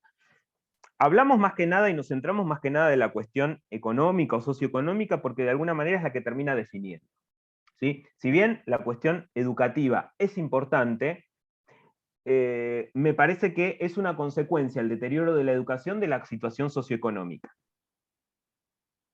Porque y de obvio, alguna... porque el padre tiene que dejar, o la madre tenía que salir los dos a laburar porque no había para comer. A Y eso los iba. chicos se criaban solos, eso A eso sí, iba. O se criaban ¿viste? solos o tenían que salir a laburar. Claro, pero por lo general, no sé, tenían que trabajar los dos padres y bueno, los cuidaba Ujú. una abuela o los chicos ni iban al colegio, o va, qué Bueno, sé yo. también tenemos eso, digo, recién la obligatoriedad de la escuela secundaria se establece en el 2006. Previamente, digamos, era solo obligatorio la escuela primaria, y con la reforma del LGB era hasta 9º año. Entonces, si no hacías polimodal, tampoco era obligatorio, de alguna manera. Entonces, me parece que es un diálogo que va de la mano. Si bien nosotros lo separamos para analizarlo de manera más clara, lo económico, lo social, dentro de lo social y lo cultural, lo educativo, van de la mano. Vemos un deterioro, inclusive en las capacidades, retomando esto que voy a decir, cognitivas de los pibes. Hay uno de ellos que no entiende nada.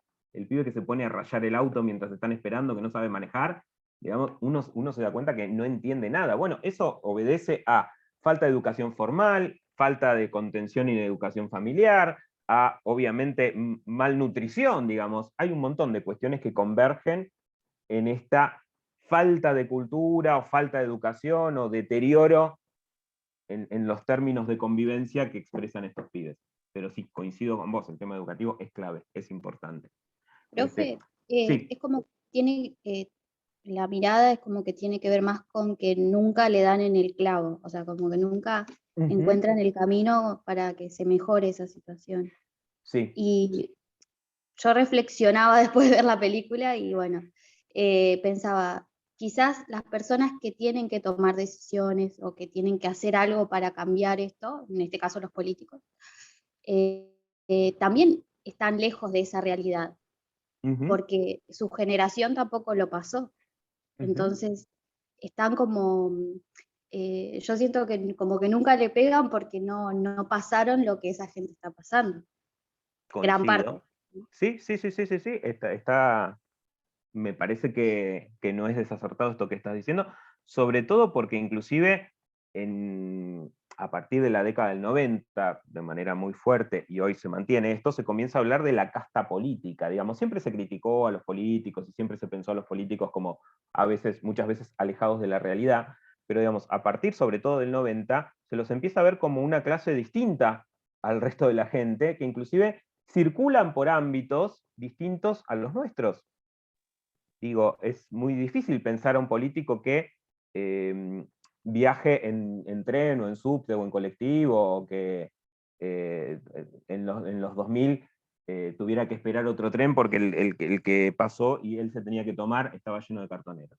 Digamos, son realidades distintas, circulan por otros espacios, y entonces ahí también.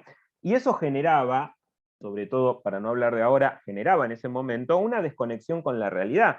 A ver, Menem inaugurando el ciclo lectivo en Salta diciendo que iba a haber plataformas en Córdoba que nos llevaban a la estratosfera y a Japón en 2 horas, digamos.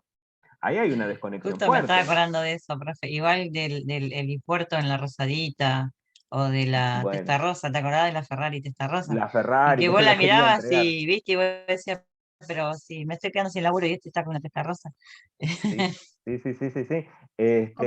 No solamente estaba con la Testa Rosa, se fue a Mar del Plata no sé, hizo tiempo récord, no me acuerdo, 40 minutos, 50 minutos le puso. Pero a ver, no solamente el extremo, digamos, a mí me parece que lo más maravilloso, hablando en términos irónicos de Menem, es esto de hablar de las plataformas que nos llevaban a la estratosfera, pero digamos, tiene otras declaraciones en las cuales uno ve cierta desconexión, no solamente de él, de Cavallo cuando era su ministro, digamos, de muchos de sus ministros, que hablaban de la Argentina como una Argentina del primer mundo, cuando amplios sectores de la población la estaban pasando muy mal.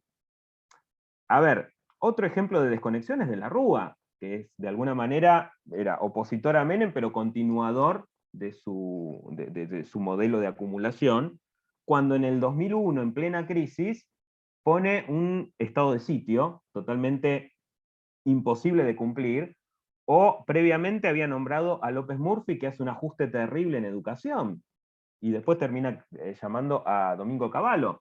Digamos, ahí uno ve una desconexión, porque los indicadores sociales de lo que hablaban era justamente de la necesidad de que no se haga ajuste, o que se haga ajuste en determinados sectores que no tuvieran que ver con la vida cotidiana de las personas que venían pasándola mal desde hacía un par de años ya, desde promediando el segundo gobierno de Menem. Digo, terminamos en el corralito y terminamos en la crisis y en el estallido, entre otras cuestiones, por esta desconexión.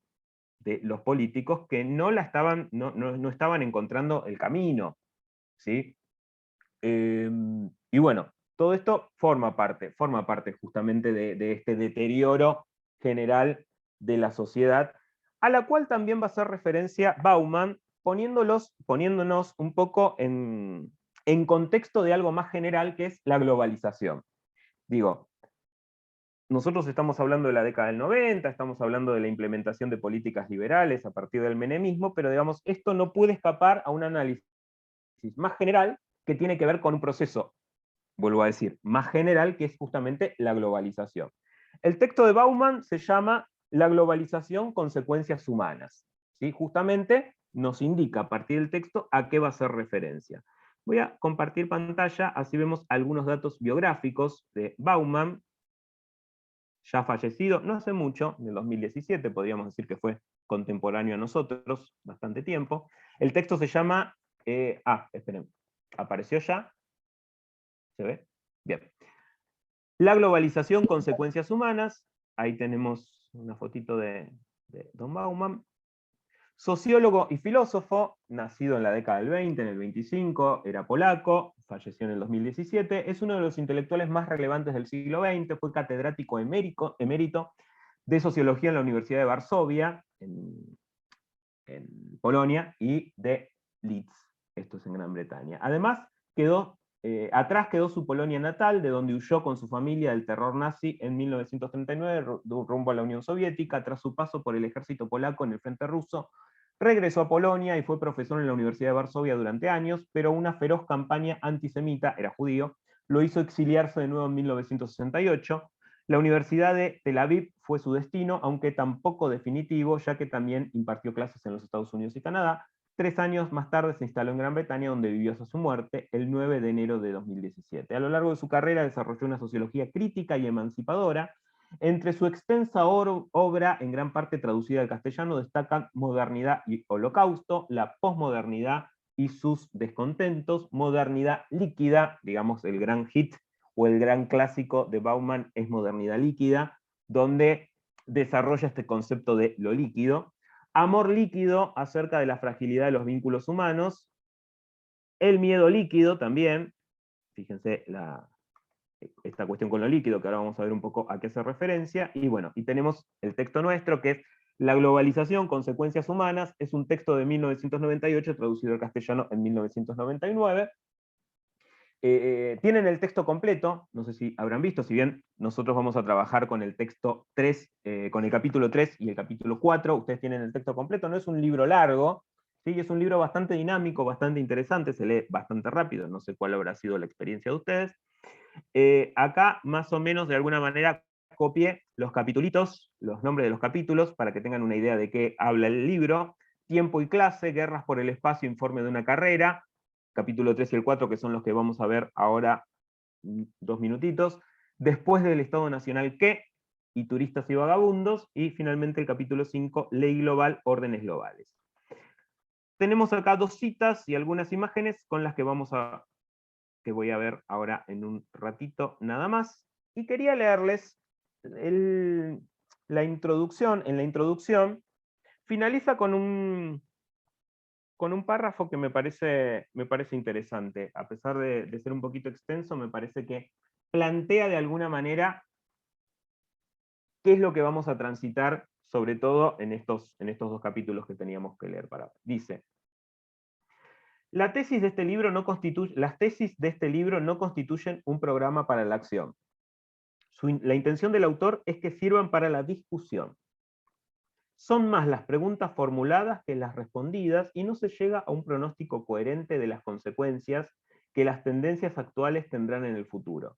Y sin embargo, como sostiene Cornelius Castoriadis, el problema de la condición contemporánea de nuestra civilización moderna es a que ha dejado de ponerse a sí misma en tela de juicio. No formular ciertas preguntas conlleva más peligros que dejar de responder a las que ya figuran en la agenda oficial. Formular las preguntas equivocadas suele contribuir a desviar la mirada de los problemas que realmente importan.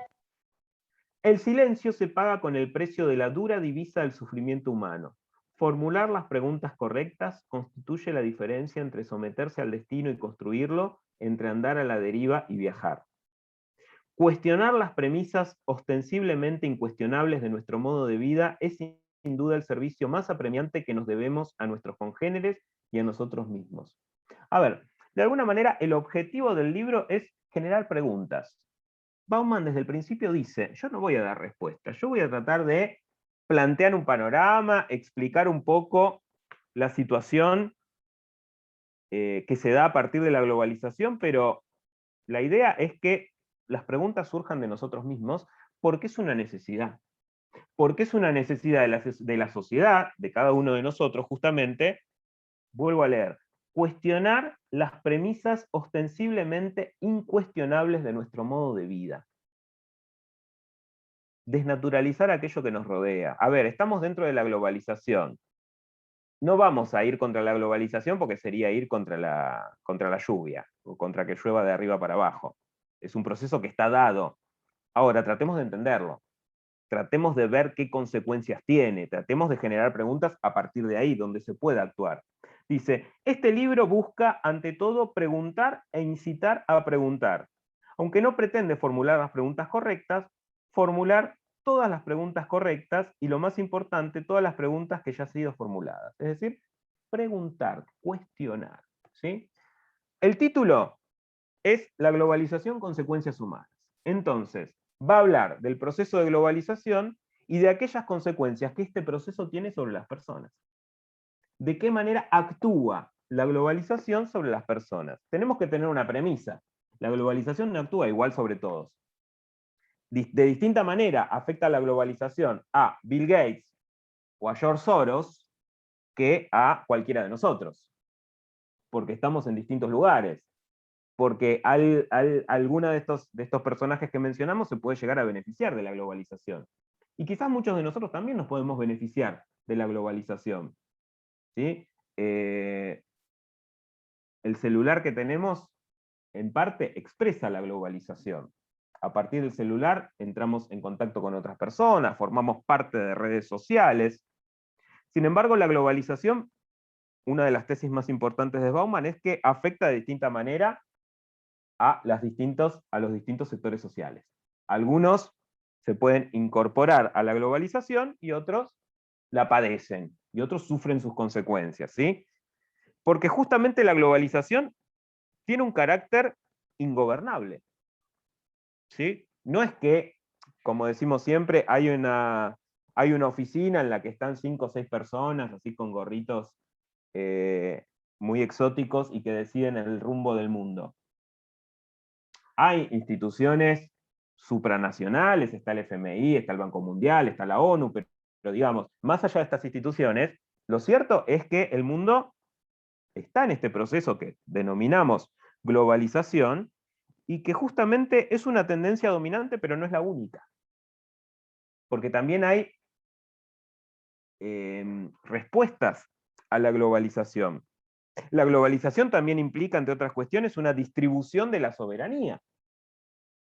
¿Sí? Porque justamente se comparten distintos, hay cuestiones que, digamos, ya no quedan solamente en el centro, sino que se reparten la tecnología, digamos, hacia otros espacios del mundo.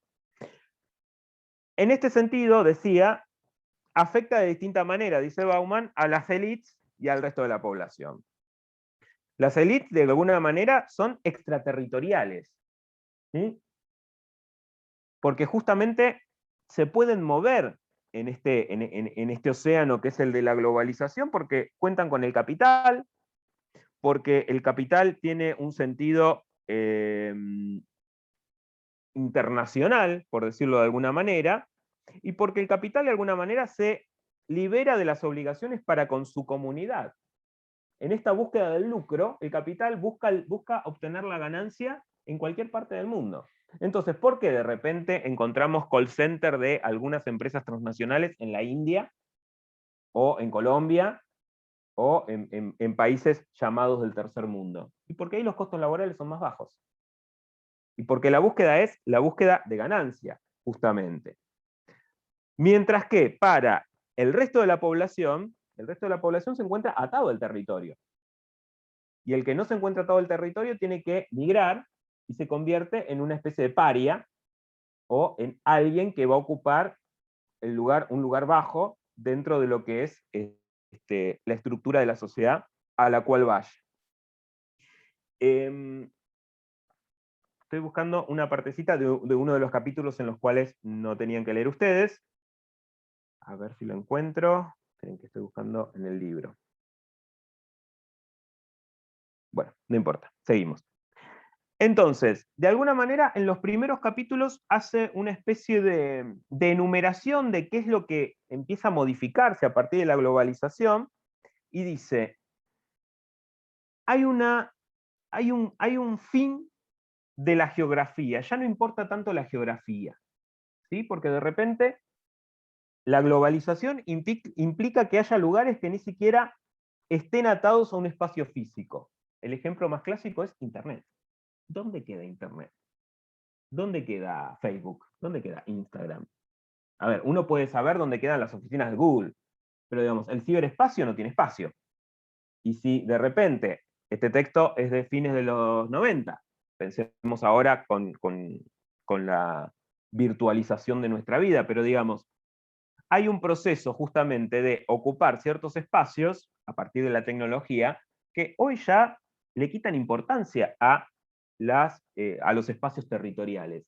Inclusive se elimina la distancia, digo, con las videollamadas o con lo que fuera, uno puede hacer inversiones, puede hacer videoconferencias, puede participar de clases, y no estamos en ningún espacio determinado, ¿sí? Cada uno está en su espacio, pero digamos, pierde importancia eso. Esto es parte de justamente un proceso de transformación que lleva, entre otras cuestiones, a que ese espacio que pierde importancia empiece a ser disputado.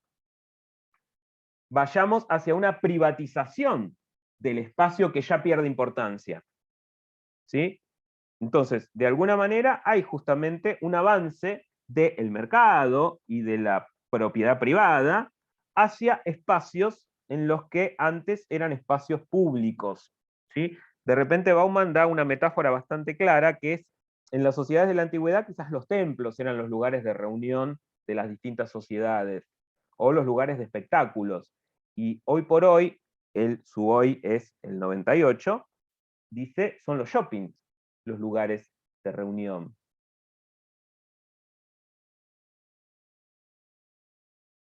Es donde, de alguna manera, el mercado está expresado en su máxima, justamente, expresión, valga la redundancia.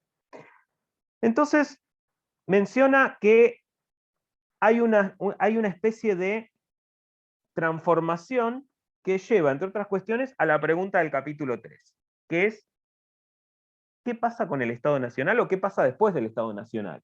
Porque si vamos hacia una situación de globalización, es como que uno pensaría que pierden importancia los estados nacionales. El capital se internacionaliza. ¿El Estado Nacional? No. El Estado Nacional está aferrado a un territorio. Entonces, hay espacios en los cuales no puede haber control de ese Estado Nacional. Lo vemos inclusive, perdón por la reiteración, en todo lo que tiene que ver con lo digital. No hay leyes que regulen o que puedan llegar a regular, siempre hay espacios, esto para bien y para mal, digo. Podemos verlo como espacios en los cuales el Estado no tenga ningún tipo de regulación y se pueden llegar a cometer delitos. Pensemos en las redes de pedofilia, digamos, de pedófilos, pornografía. Pero por el otro lado, también lo podemos encontrar en que dictaduras como la de los talibanes, digamos, no pueden controlar cierto manejo de la información que va por determinadas redes.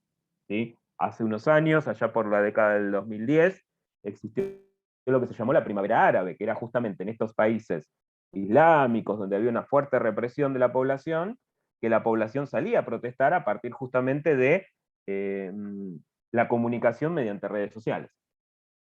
Entonces, de alguna manera es como que el Estado Nacional pierde ese poder que históricamente tuvo, que era la de imponer el orden, la de regular la sociedad. Hay funciones específicas menciona lo militar, lo económico, la soberanía, lo cultural, que empieza a ser quebrado, se empieza a fragmentar, justamente a partir de lo que va a llamar Bauman distintas expropiaciones. ¿Sí? El Estado va a ser expropiado de muchas de sus funciones. Una cita interesante de este capítulo 3, yo la copié acá en el PDF en el que tenemos los datos de Bauman, que dice, es una cita del subcomandante Marcos, líder del movimiento zapatista en el sur de México, ¿sí? Es un grupo de indígenas que reclaman tierras que les fueron expropiadas desde el momento de la conquista, podríamos decir. Y que en los años 90 surgen a la fama a nivel mundial a partir de levantarse en armas, ¿sí? De hecho, la zona del sur de México está controlada por el movimiento zapatista, se intentó avanzar en negociaciones, hoy por hoy ya está desmilitarizada, pero digamos, tuvieron una presencia muy importante a nivel mediático. Y el subcomandante Marcos se constituyó en uno de los líderes sociales más importantes de la década del 90. En una entrevista a Le Monde, al diario francés, dice, en el cabaret de la globalización, el Estado realiza un striptease y al final de la función solo le queda lo mínimo, el poder de la represión. Lo veíamos en la película. Aparece la policía, nada más en la película.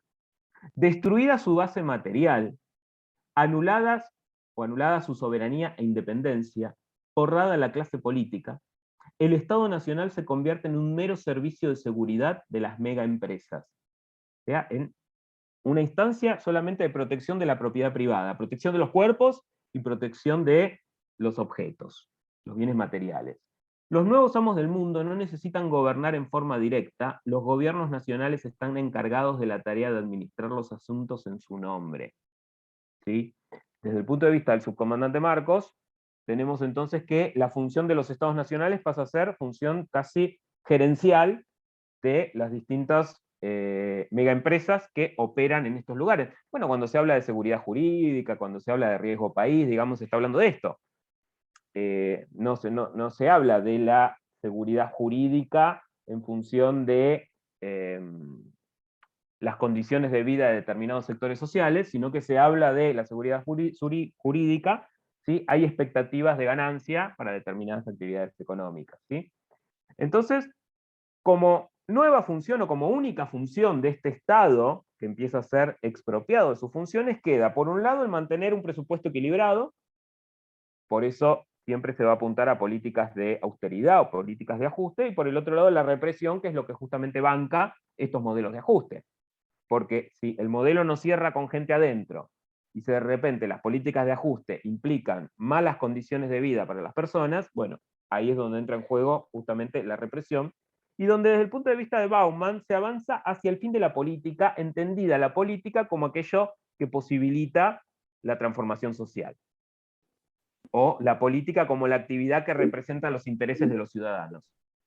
¿Sí? Hay una especie de consenso en el cual hay un solo modo de hacer las cosas, que es el modo hegemónico, que es el modo que responde a estos intereses, y que fíjense que se vincula un poco con lo que hablábamos antes, porque tiene que ver con los valores, tiene que ver con el tener, tiene que ver con el consumo, con el ordenamiento de la sociedad, con el trasladar las responsabilidades a la persona que padece determinada situación, entonces no consigue trabajo, culpa suya, porque no se formó, o porque no lo buscó, o por esto, o por aquello. Entonces, hay como una especie de sucesión que Bauman define como desregulación, liberalización, flexibilización. Digamos, se marcha hacia la libertad de mercado plena, que es lo que genera justamente que la globalización impacte de determinadas maneras en pobres y en ricos. Ricos que sin ningún tipo de regulación se hacen mucho más ricos, estos súper ricos, Bill Gates, Soros, Elon Musk, digamos, Elon Musk con su propia plata se pagó el cohete que se fue 10 minutos al espacio y volvió, digamos, gente que tiene tanta plata para darse este tipo de lujos, y pobres que se hacen más pobres. Ahora, ¿de qué manera se encubre esto? Y se encubre desde distintos lugares. Como decíamos, en Estado y Sociedad, para que pueda existir dominación, tiene que existir coacción y consenso. La coacción la vemos en las fuerzas represivas, en la represión. El consenso lo vemos, por ejemplo, del lado de los medios de comunicación. Bauman describe de alguna manera cuáles son los discursos que van a empezar a circular para explicar esta situación. Esperen que busco la paginita, acá sí.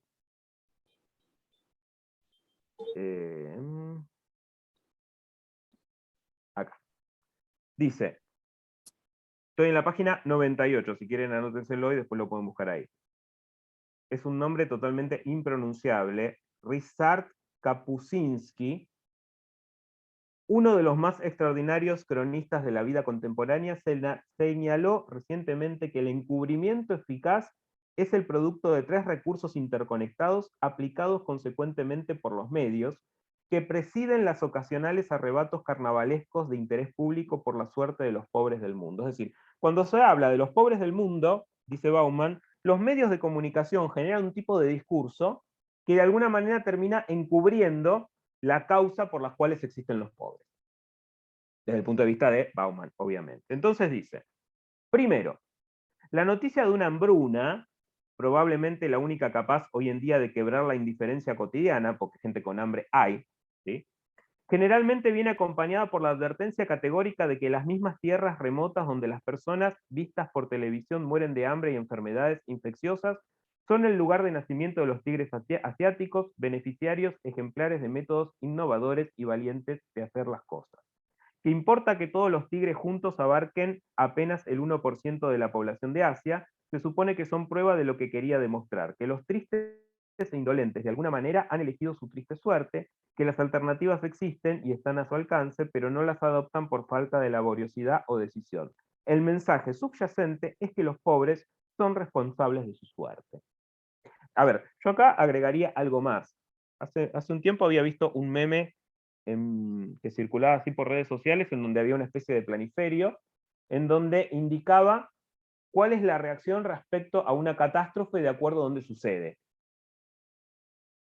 Onda que si sucede en África o en partes medios desconocidas de Asia, es casi de indiferencia, de manera distinta que si es una catástrofe sucedería en Europa o en Norteamérica, o desde nuestro punto de vista en Argentina, digamos, ahí es una catástrofe, digamos, para prestar atención. A ver, se incendia una catedral en París y es una gran catástrofe, y de repente capaz se derrumba una iglesia en algún país perdido del centro de África, y eso no reviste tal interés. Pero digamos, si trascendemos esta indiferencia, que un poco podríamos asociar a esto que mencionábamos antes, de que quizás pasamos por alguien que duerme en la calle y lo invisibilizamos, vamos hacia este mensaje que, dice Bauman, transmiten los medios, de que el responsable de su suerte es la propia persona que es víctima.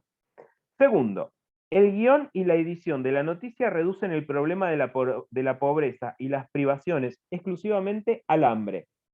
Entonces, se hace referencia a que la pobreza es que gente pasa hambre, no que no tienen otros derechos que los dejan fuera del sistema, porque puede ser que haya mucha gente que logre alcanzar la cuota mínima de alimentos o de proteínas necesarias, al menos para no morir. Sin embargo, hay un montón de otras privaciones que no se toman en cuenta, ¿sí? Y finalmente, la tercera es una especie de delimitación entre ellos y nosotros, ¿sí? Dice tercero, el espectáculo de los desastres sigue en lo que presentan los medios, y dice, la parte desarrollada del mundo se rodea de un cordón sanitario de falta de compromiso, erige una especie de muro de Berlín global. Toda la información que viene de allá afuera se refiere a guerras, asesinatos, drogas, saqueos, enfermedades contagiosas, refugiados, hambre, es decir, algo que nos amenaza. Entonces, se traza una especie de frontera entre ellos y nosotros, entre los de arriba y los de abajo.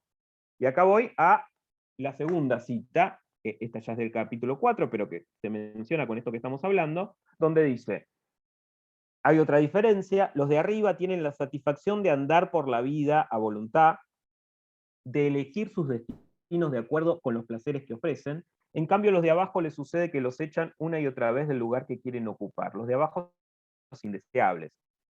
¿Sí?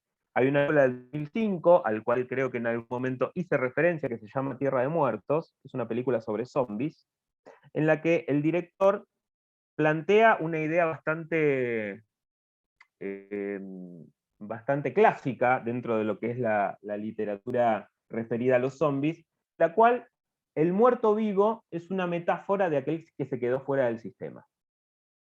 Porque aquel que no consume, aquel que está desocupado, aquel que duerme bajo un puente, está vivo, porque no es una persona que ha muerto, pero para el sistema está muerto. Entonces es está en doble condición casi como la de estos zombies. ¿Sí? Que digo que esta película lo muestra de manera muy clara porque vemos a los zombies vestidos con uniformes de trabajo. Son personas que tienen una indumentaria que los identifican como trabajadores. Evidentemente el director acá lo que lo quiere mostrar es que es gente que trabajó, que estuvo viva en algún momento y que producto de este modelo de acumulación quedó desempleada. De hecho, las armas, ahí se ve, las armas son herramientas de trabajo. En esta película puntualmente a los zombies, como en otras películas también, los entretienen con fuegos artificiales.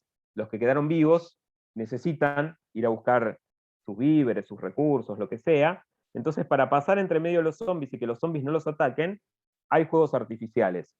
Como una metáfora también del show, ¿no?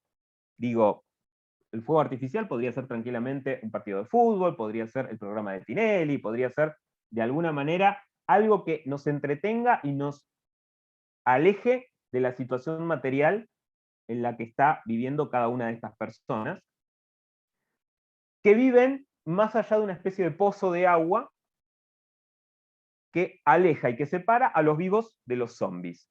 Y los vivos viven en una especie de shopping, que es lo que quedó supuestamente después de esta hecatombe nuclear, que generó esta distopía en la cual están viviendo.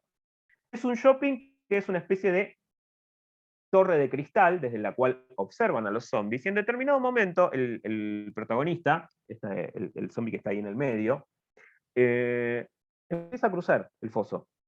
Y se da cuenta que puede pasar tranquilamente, bueno, y ahí lo siguen, y ahí de alguna manera se genera el conflicto, la matanza, la masacre, etc. Pero digamos, es un poco una metáfora de el que queda fuera del sistema. ¿Qué pasa con el que queda fuera del sistema? Es un muerto vivo. ¿Sí? Es una persona que vive, que quizás se mantiene en pie a raíz de algún subsidio, alguna changa, lo que fuere, que recuerda que alguna vez tuvo trabajo, quizás porque es un desocupado, pero que no puede acceder a lo de los vivos. ¿Sí? En este sentido, Bauman diferencia claramente de qué manera impacta la globalización. Sí, ahí le estaba contestando a Gonzalo. ¿De qué manera impacta la globalización en los distintos sectores de la sociedad? Por eso el capítulo 4 se llama Turistas y Vagabundos. Y el capítulo 4 empieza con una afirmación. Dice, todos nos movemos. Y yo diría que nos movemos no solamente de forma literal, digo, sino también que nos movemos aún sin movernos de casa. ¿Están de acuerdo con esta afirmación? Sí, profe. ¿Y en qué sentido nos movemos? Y en varias cosas, en compra de vestimenta, digamos, de las compras del supermercado, que las hacemos todas online, no nos movemos y nos llegan a casa. Sí, sí. Inclusive participación de ciertos streaming. Bueno, ahora con la pandemia, digamos, se hizo más común esto, pero de alguna manera, el trabajo, bueno, estamos teniendo una clase, pero todo hace referencia, y el consumo, todo hace referencia justamente a que todos nos movemos, aún los de abajo y los de arriba, todos nos movemos. Dice, el mundo se volvió volátil, ¿sí? Y acá quería enganchar y hacer un paréntesis respecto al concepto de líquido, que es un concepto muy importante en la obra de Bauman, que no está presente en este texto, pero que, digamos, atraviesa su obra, y él describe lo líquido como aquello opuesto a lo estructural. dice que con la globalización marchamos hacia una sociedad líquida en la cual las estructuras rígidas que de alguna manera daban certezas a la sociedad comienzan justamente a volverse líquidas y volátiles, ¿sí? Desde la concepción de familia hasta determinadas estructuras laborales, por ejemplo. Entonces la flexibilización es una forma de liquidez, porque ya no es que vos haces toda tu trayectoria en una empresa, sino que vas de empresa en empresa. Ya no es que vos tenés una jornada de trabajo de 8 a 17, sino que es posible que se flexibilice tu jornada y que tengas distintos horarios, distintas tareas, etc. Lo mismo pasa con las relaciones, lo mismo pasa con todo. Vuelvo a decir, con la idea de familia, con los vínculos. Digo, cuando yo iba a la escuela secundaria, creo que ya lo conté, la escuela primaria, el que tenía papás separados era una excepción. Y hoy por hoy, mis alumnos, la gran mayoría, tiene familias ensambladas. Las distintas concepciones de la vida, los distintos valores, digamos, todo se vuelve líquido, ¿sí? De alguna manera, como metáfora de aquello que es volátil, aquello que cambia, ¿sí? La sociedad, al volverse una sociedad de consumo, dice Bauman, se vuelve o ingresa en lo que él denomina cultura del olvido. Y esto tiene que ver justamente con, creo que en algún momento lo charlamos, aquello que genera la necesidad de consumir algo. Como es una sociedad de consumo, tenemos que estar consumiendo todo el tiempo. Todo el tiempo estamos siendo bombardeados por estímulos que nos llevan a consumir cosas. ¿Sí? Fíjense, inclusive ahora somos más conscientes de eso, cómo funciona el algoritmo. Digo, de repente yo me metí en una publicación de zapatillas en Instagram y me llegan 40 publicaciones de publicidad de zapatillas, o de repente yo estuve charlando, tomando un café con un compañero de trabajo, hablando de mates, y me llegan 25 publicidades de mates. O sea que hasta nos escuchan, ¿sí? Cuando autorizamos a usar el micrófono, etcétera, etcétera. Bueno, de alguna manera tenemos muchísimos incentivos para consumir, ¿sí? No solamente incentivos que están en nuestro celular, sino también que nos rodean a nivel social. Vemos un evento y hay publicidad, digamos. A ver, vemos un video en YouTube, todo el tiempo YouTube nos está bombardeando con publicidades. Entonces, como la sociedad necesita que uno consuma, necesita que uno después de consumir siga teniendo deseos de consumir. Entonces, el olvido tiene que ver con eso. Yo quizás me quiero comprar determinada campera, que me parece hermosa, y a partir de esa compra yo voy a ser absolutamente feliz, porque voy a poder salir un sábado a la noche con esa campera y voy a tener la refacha. Ahora, una vez que me compré la campera y que la usé, toda esa satisfacción y esa felicidad baja. Y termina la campera en el placar, y voy a querer comprarme otra cosa. ¿Sí? Y así funcionamos. De repente, piensen en sus últimas compras. Antes de comprarlas, no digo compra de algo necesario, digo, no digo un paquete de yerba, pero pensemos en alguna compra que tenga que ver con ropa, con indumentaria, con un libro, no sé, con lo que fuere. Antes de comprarlo, pensamos, poniéndolo en la balanza, que esa compra nos iba a hacer felices o nos iba a generar algún tipo de satisfacción o lo que sea, y seguramente lo hizo. Pero una vez que ya lo tenemos con nosotros, eso baja y muta hacia otra necesidad. ¿Sí? Bauman dice, vamos de deseo en deseo. ¿Por qué? Porque esa necesidad es una promesa y una esperanza. Pensamos que en esta acumulación de tener, vamos a alcanzar la felicidad, vamos a alcanzar un estadio que no se alcanza nunca, que es el hámster adentro de la ruedita, o que es la zanahoria que veíamos en la película de Michael Moore a la que hacíamos referencia el día viernes. ¿Sí? El consumidor jamás descansa. De hecho, Bauman en algún momento del capítulo 4 hace referencia a que la publicidad en algún momento transmite la idea de, bueno, todavía no viste nada, ¿eh? Ahora vas a ver. Inclusive fíjense cómo va mutando la publicidad, que ya no es solamente vender un producto, sino vender sensaciones. No sé si se dieron cuenta de eso.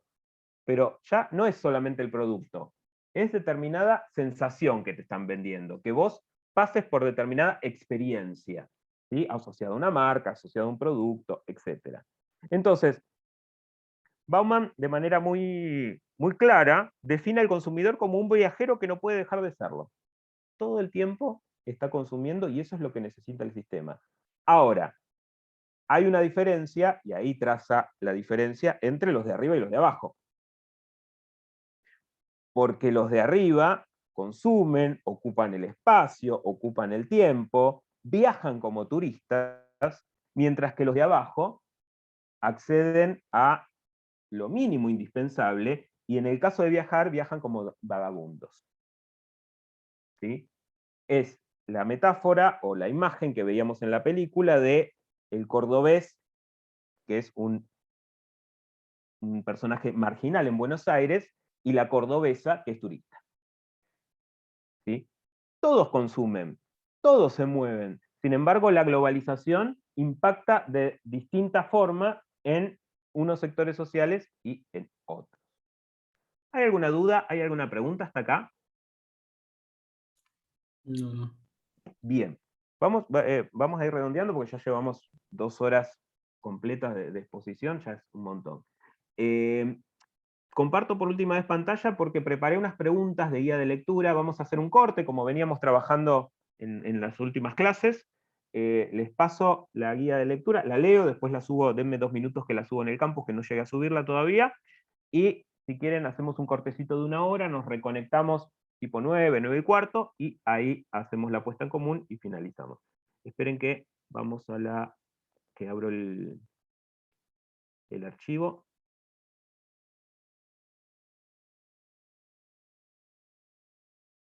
¿Apareció? ¿Ya lo pueden ver? Bien. Sí, Bueno, perfecto. fecha 6/9, como digo siempre, ideas importantes. Si pueden citar una parte del texto, mejor.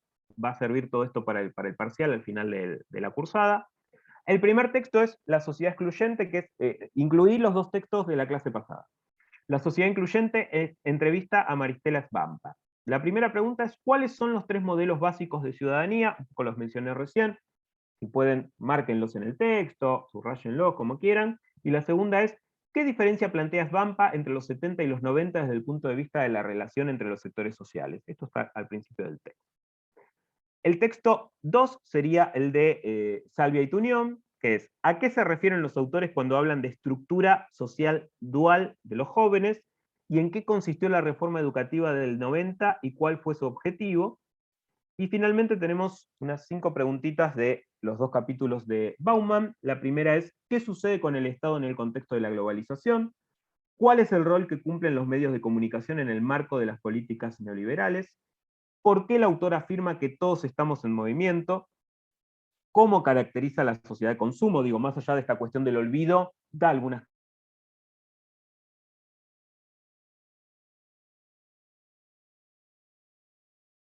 De manera, el autor, los de arriba y los de arriba, está que los de arriba son los que poder interpretar o entender estos conceptos. Si no hay duda o hay alguna pregunta, nos desconectamos ahora, y si quieren nos conectamos tipo 9:15, cosa de 9:30 liquidar todo. ¿Dudas, preguntas, no? Profe, está en el campus, ¿no? Todavía no. Denme 2 minutos que abro Ok. el campus y lo subo. Bárbaro, gracias, profe.